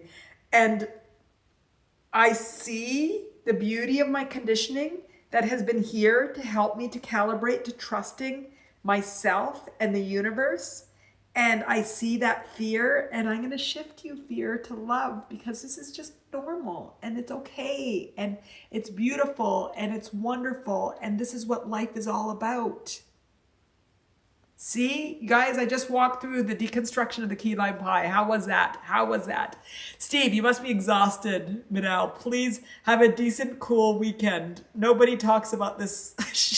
I hate liars, triggers, X times 10. That's so funny. I've got a couple of girlfriends coming over and staying the night, and they're like so fun. So I'm really excited to be spending some time with them. And they're the ones that we just go crazy laughing over nothing, Oh, they're the ones, you guys remember the "you're welcome" about the door at the breakfast place? If you were on that time, it's one of them. So anyway, I'm looking forward to a wonderful weekend. Thank you, Steve. Thank you, Steve. Today was intense. I thought Tuesday was intense. Today I feel took it to a whole new level. Okay, Gary, why do a few really good days always get followed by a really bad one? What I'm doing to cause that? It's what we were talking about, self-sabotage. I'm actually the opposite, Gary. What I noticed, I had a couple of tough days the last 2 days for things that are going on for my story. And what I find when I sort of go to my down days, then it's followed like with really big, great news that like amps me up. So that's a condition that I'm like, ooh, which is, I don't like that conditioning, that pattern either. But just follow yourself to see during those good days where you have that discomfort with the comfort. Try to see whether if you're bracing yourself for something bad. Try to see the patterns that you're having. Try to see that when you're having your good days, whether you're judging your ego, when you're starting to have some judgments in that, and start to become aware during your good days, whether you're looking for external things or if it's internal. So what happened on my bad days, so I'm going to call them bad days, I realized that I just go to surrender. I'm like, I am not spending time allowing myself to feel bad. So I go straight to surrender. I'll meditate. I'll go in. I'll do whatever. And I will not allow myself to indulge in feeling bad. I do not give myself the space. So on my bad days, I'm surrendered and I'm just really energetically, probably very neutral, because I'm aware, and I just keep saying, aware of that thought, aware of that feeling, aware of that pattern. I know that this came in from when being young. I recognize this conditioning. I see it. And so then I think I open myself to allow great things to happen. So, but I don't like those 2 days of like neutrality or whatever it might be, because I like to feel myself, my natural self, like I feel today, like normal. So look when your good days, what type of programming you might have. Tell me, Gary, if that helps. Charlotte, this is something I learned last year. Detach from both good and bad moments. Yes, we talked about the former earlier on. Were you on here, Charlotte? Yes. I tend to cling to the good moments and don't want them to end, but then suffer when it passes and find myself trying to recreate it. Yes, yes, yes.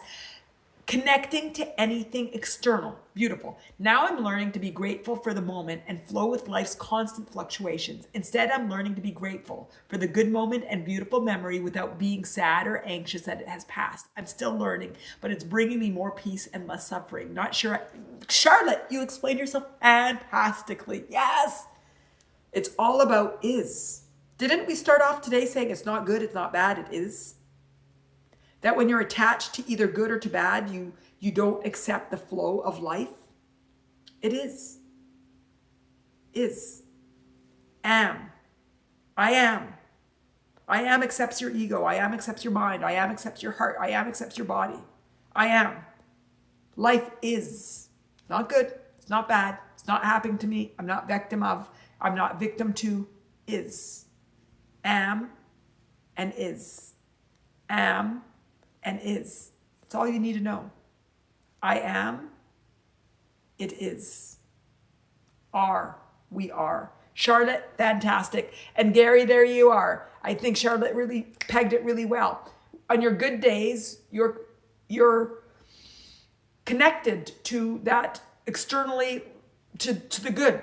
And then boom, there's this disappointment when it's not continuing, rather than acceptance and flowing and enjoying. So the ego is probably feeding on your good days rather than flowing, and that your good days is just good from alignment, from being happy, from being peaceful. Tell me how that feels. Sporty Jen laughing at my whipped cream. Deanna, it's been scientifically proven that illness, disease in our physical body is directly related to our emotional state. Absolutely, Deanna. Absolutely. And that's why I like to look at all our bodies, honor our bodies, play with our bodies, get into our bodies, and just really calibrate to the place of truth and acceptance. Just like Charlotte said, just like we talked about the Chinese farmer, is and am. Is and am. And if we don't hold resistance to things as bad, our past as bad, our conditioning bad, our humans bad, whatever bad. I mean, you guys turn on the TV, everything is bad. Everything is fearful. Everything is terrible. No. Life is amazing. We are lucky to be here. Not just my son who's lucky that got to start school at 9. We are all lucky. But can you see your luck? I know on Tuesday, one of the insights that we uncovered together that I was speaking to has been with me since Tuesday. Every day this week, I've been saying it in different ways. That I'll repeat what it was. It was, I think we were talking to you, Sporty Jen. It's our focus on what we had that keeps us from what we have. Our focus on what was keeps us from what is. Our focus on what will be keeps us from what is. It's moving anywhere from the present, in the past, or in the future with judgment that keeps us from being. If we accept the past, then we can be present with as is. If we accept the future, we can be present with what is. But it's our judgment on the past and the future that keeps us from being is. And all of that resistance builds up within us and it hurts our bodies. And my favorite thing, Deanna, my favorite thing is to Google whenever there's whenever somebody's ill physically and looking at the spiritual meaning, you just Google pain in XYZ, spiritual meaning wise ABC, and you'll see all these different websites that talk about this physical pain is associated with this emotional one, and it's associated, even your toes are, one toe is for the future, one's for the past, and one's for family, one's for work, one's for whatever. And if somebody hurt their toes and I Google that toe, the right versus the left, because the left, one is the past and one is the future, it's dead on with the problems they're having in their life. It fascinates me. And now I can actually get intuitively when somebody's hurting, particularly if I know them, well, that's resistance caused because of X, Y, and Z. And boom, it's amazing. And so this play that we do allows us to release it and calibrate to truth and be in alignment with the beauty of who we are. And just lets us, instead of us getting sick, we bring it out. Bring it out. So Deanna, yes, agree, beautiful, love. Great. Okay, how's everybody feeling? How is everybody feeling?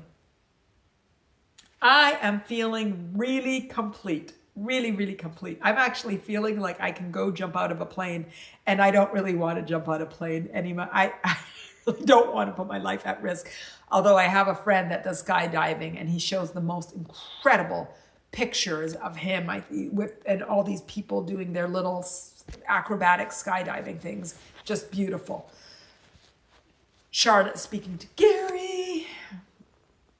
Charlotte, actually, I'm going to read it. I won't pretend it's been easy, but I keep practicing so I can live a life of more joy and gratitude and less suffering. Yes, that's what I talk about. It's a muscle. We are human. Our conditioning was here to teach us to muscle. It's all part of the journey. It's all good. It all is. It all is. And once we start to honor the journey and to honor we are not broken. None of us are broken. None of our storylines are broken. None of the people that we came from is broken, but it's just part of our storyline. Then everything becomes is, and we can accept, and we can surrender, and we can be connected to the universe and connected to the physical. Valerie, this has been an incredible session today, so powerful. Valerie, yes, it's been so crazy. Tuesday too was really, really intensely powerful. You guys have really, it's not me, it's we, because your willingness and your ability and your desire to look within is taking the conversations to the next level, next level, and next level, next level. So we are making these sessions so incredibly powerful. And I just feel that our collective growth is just that's a verb, guys. That's a verb. We can define it if we want. Sporty Jen, Tuesday's inspiration stuck with me too. I wanted to deconstruct a key lime pie this weekend. Exactly. Sporty Jen, Tuesday stuck with me for a long time too, and just going and just looking and analyzing and figuring out. It's fantastic. Steve, I need a puppy or something. Sarcastic. Just so much trauma. My body tells my mind it'll be okay. I just want to be able to stand up for myself without being you. No. Steve, you're on your journey, and I see that you're on there. Cats are less high maintenance than a puppy, but a puppy could be good too. The kids had I think their first pet was a hamster, and he got away during one of our trips, and we've never found him since. So there's a lot of sadness in that. And they're not as social as you think. But yes, get yourself some sort of animal that gives you unconditional love, and that you can love, and you can practice that muscle of trusting life and trusting others and having somebody trust you, and you serving them and giving them and just loving. Yes. Meditate. Keep coming.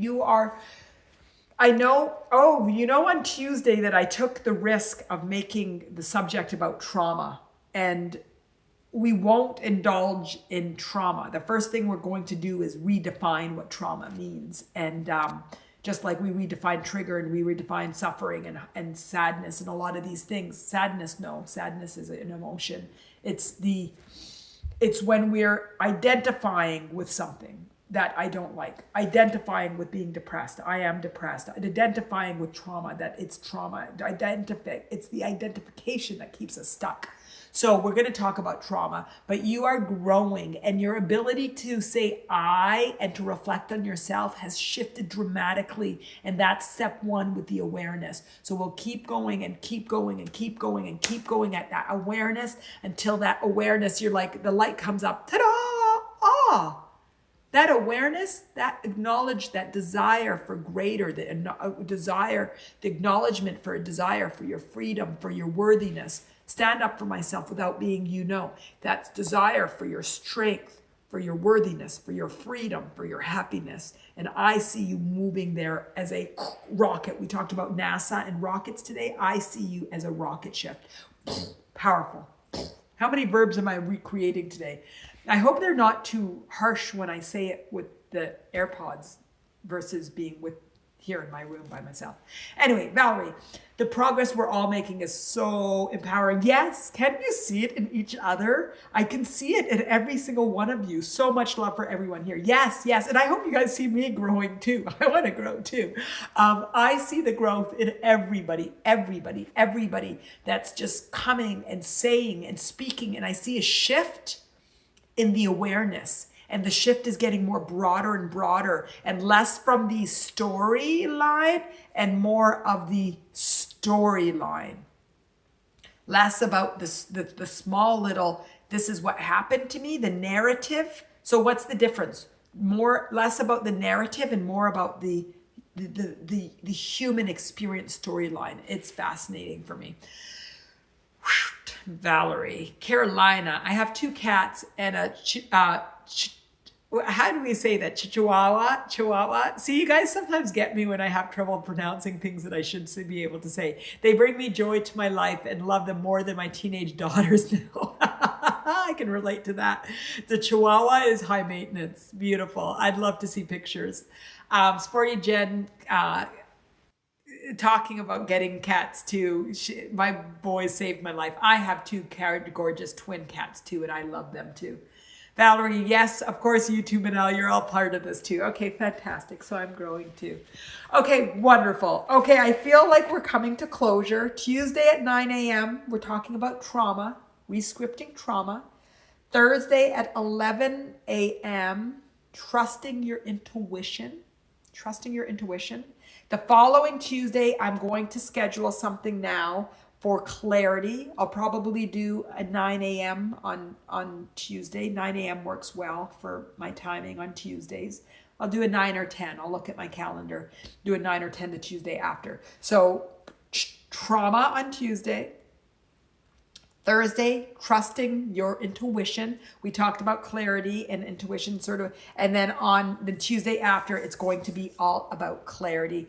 And you guys, we know every week we talk and we come in from different body parts and different angles and but it all comes to the same point. We're all coming, it's all the same message at the end of the day, which is love ourselves, become aware of ourselves, love the human journey, let go of judgment of the past and the future, and just know that life is amazing and just as it's meant to be. We've been taught to judge, and we've been taught that things are bad, and we taught that life is a suffering and struggle, and it's like, no. How could something that's designed this way be bad? It just is. We're meant to grow, we're meant to learn, we're meant to expand, and we're meant from taking things external to going internal.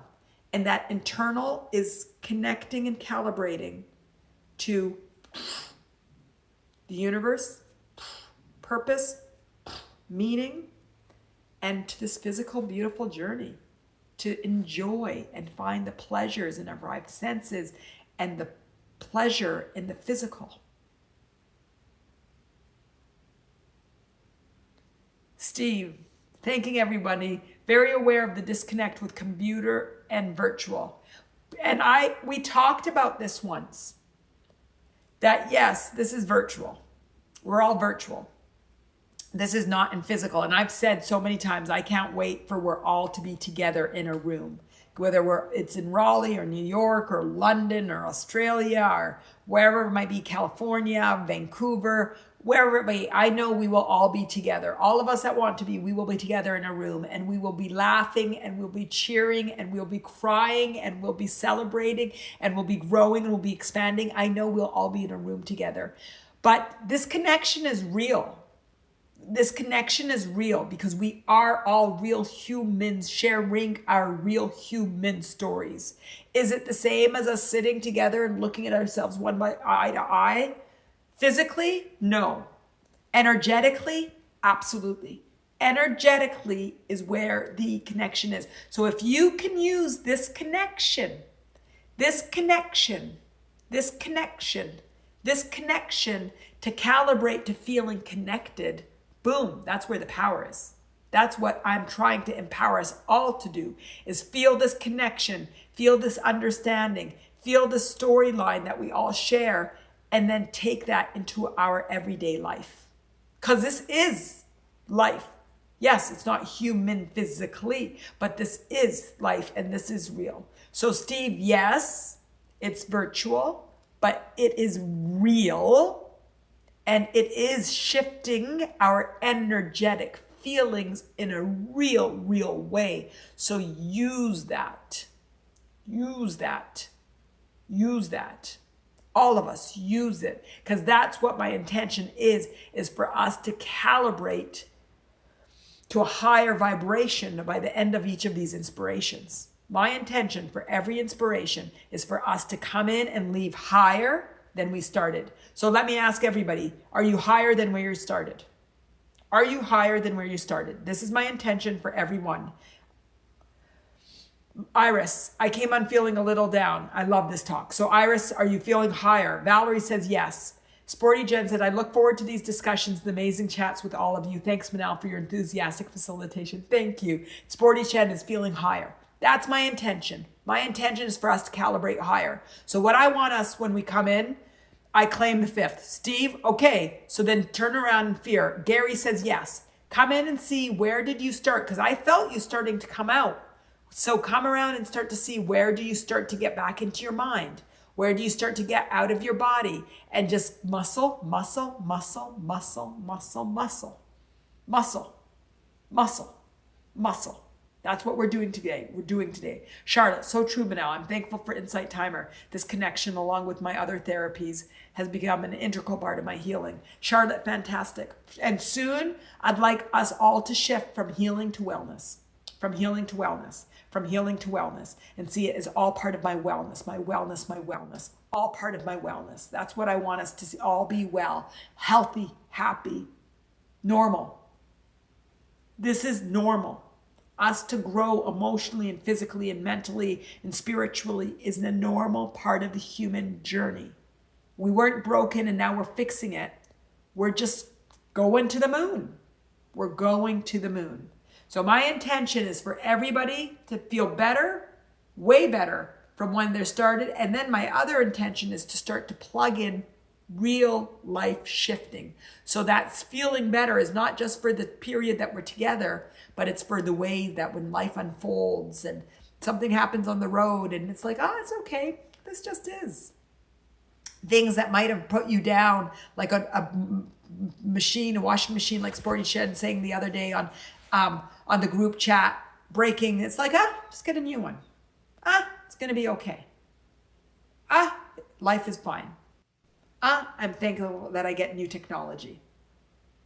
So my intention is a shift, an immediate shift, and then a perpetual higher vibration and awareness of what life is and surrendering to that.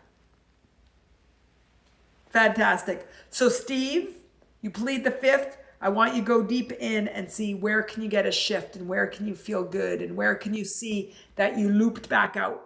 And we want you to loop and stay in.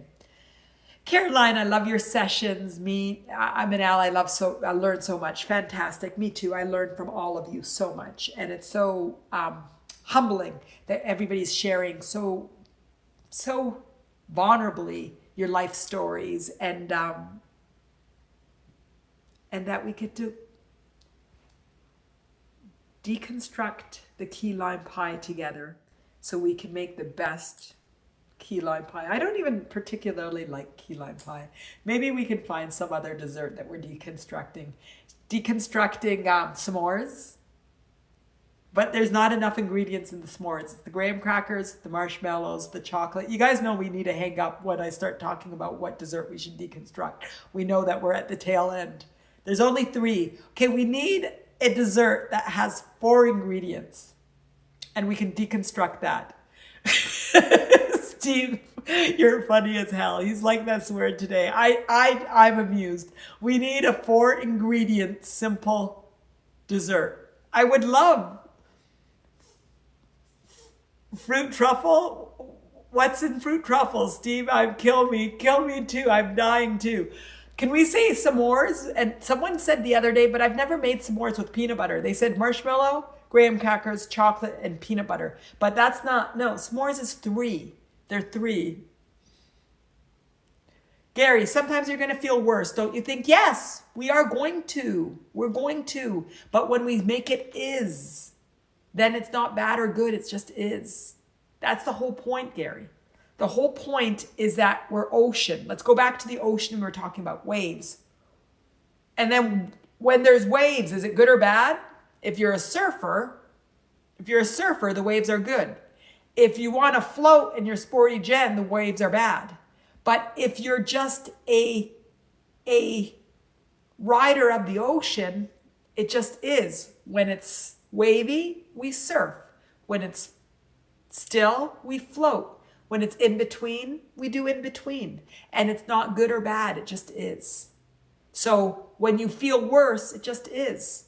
Oh, what's my body telling me? What are the conditions telling me? How do I create out of what I'm feeling? Because we're creators, we're creators, we're creators. We're creators. Sporty Jen says custard, jelly, fruit, cream, and sprinkles. That's 5. You just made 5 because yeah. Okay, so this is my homework by next Tuesday, to think of a really simple 4-ingredient. Well, okay, I know I digress, but we're almost done. Lime, graham cracker crumbles, cream cheese, and sugar? What is the 4th? What's in key lime pie? Key lime pie is the lime, the graham crackers, the cream cheese, and what's the 4th? Is it sugar? Maybe key lime pie is the one, and it's always been. Valerie says simple and yummy. Sprinkles is a bonus like the cherry. What's in condensed milk? Is it so key lime pie is, maybe we just got to keep it with key lime pie. The lime pudding. Okay, so key lime pie is lime. Okay, lime. The cheesecake. The graham crackers. And what's the 4th one? Is it condensed milk? Charlotte, is it condensed milk? So then we're going to just keep it with the key lime pie. And those are the 4 ingredients. Okay, I'm going to think. There's no cheese in sketchy lime. No, there's no cheese. Isn't there cream cheese in key lime pie? Okay, yours has condensed milk. So I'm dying too. Okay, guys, I'm going to do some research on key lime pie. It's custard. So it's custard and condensed milk or is, okay, I just have to stop before I expose myself too much. I've never made key lime pie. So it's custard and condensed milk, graham crackers and lime. Are those the 4? Sweet condensed milk, cream cheese. I said cream cheese. I was just told it wasn't cream cheese. Cream cheese, lime juice, and crumb. There we go. 4. Boom. We have it. So condensed milk, cream cheese, lime juice. The condensed cream cheese can be custard, it seems, for some. So condensed milk, cream cheese or custard, lime, and cracker and crumbs. Perfect. We've got it. So guys, it's gonna be, and I want to never remember this conversation. I think it's been about 5 minutes now. We're gonna forget about our deep discussion of key lime pie deconstructed. Okay, is everybody feeling good? Constructing a key lime pie is a meditation on its own, says 40 Jen. Oh, and the meringue on top. Oh, Steve, you're adding a 5th. But I don't use cream cheese, only eggs and condensed milk. Okay, but we've agreed it's about 4 ingredients. So I think we're safe, Charlotte. So Charlotte says she only uses eggs and condensed milk. My daughter has an egg allergy, so I wouldn't be able to use the eggs and condensed milk. But the whole point that I'm happy about is that we've agreed that it's 4 ingredients and we're going to keep with deconstructing the key lime pie. That we've agreed. Can I get the hearts and the words to agree? Steve worked in a bakery. Fantastic. Caroline, hungry for dessert now. Meringue optional. Exactly. Okay, I got the hearts. So we've agreed on the key lime pie. I am dying. I am dying at how we ended today's meditation. These are the moments. These are the moments. These are the moments. The other day, I'll end with this. I was at Harris Teeter and I was in the freezer section looking for, I don't know what I was looking for. I was looking for ice cream or something. It wasn't ice cream, but it was something. But anyway, boom, right in front of me, guess what it was? Frozen key lime pie. Like, really? I just had to laugh out loud. I never eat key lime pie except when I go to South Atlanta or something. It's funny. Sporty Jen, it's real, Manal. It's real. It's so funny. You guys are hilarious. Okay, so I will see you next week. For those of you that are new, come join Attaining Your Authentic Life. Keep the conversation going. Today was incredible. You are all incredible. Continue to deconstruct your key lime pie or your s'mores or your fruit truffle and just look. Just look for your conditioning from an eye and a lens of love.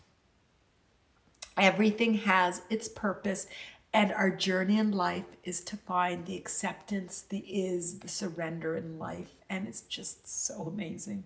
So amazing. So amazing. Very soon we will all be in a room together. There will be no masks. We will be open. We will be connected. And we will just enjoy the journey that we've collectively been on to grow, to expand, to love, to learn, to be. And we will have key lime pie in that outing. We will have key lime pie. Whether it will be deconstructed or constructed, the future will let us know. You are all amazing. I love you all. I'm excited for Tuesday. If not before then, we'll see you on the group chatter and chatting. Keep doing what you're doing. Tell me if you need anything. Sending so much love to all, says Carolina. You guys are all amazing. And my love always.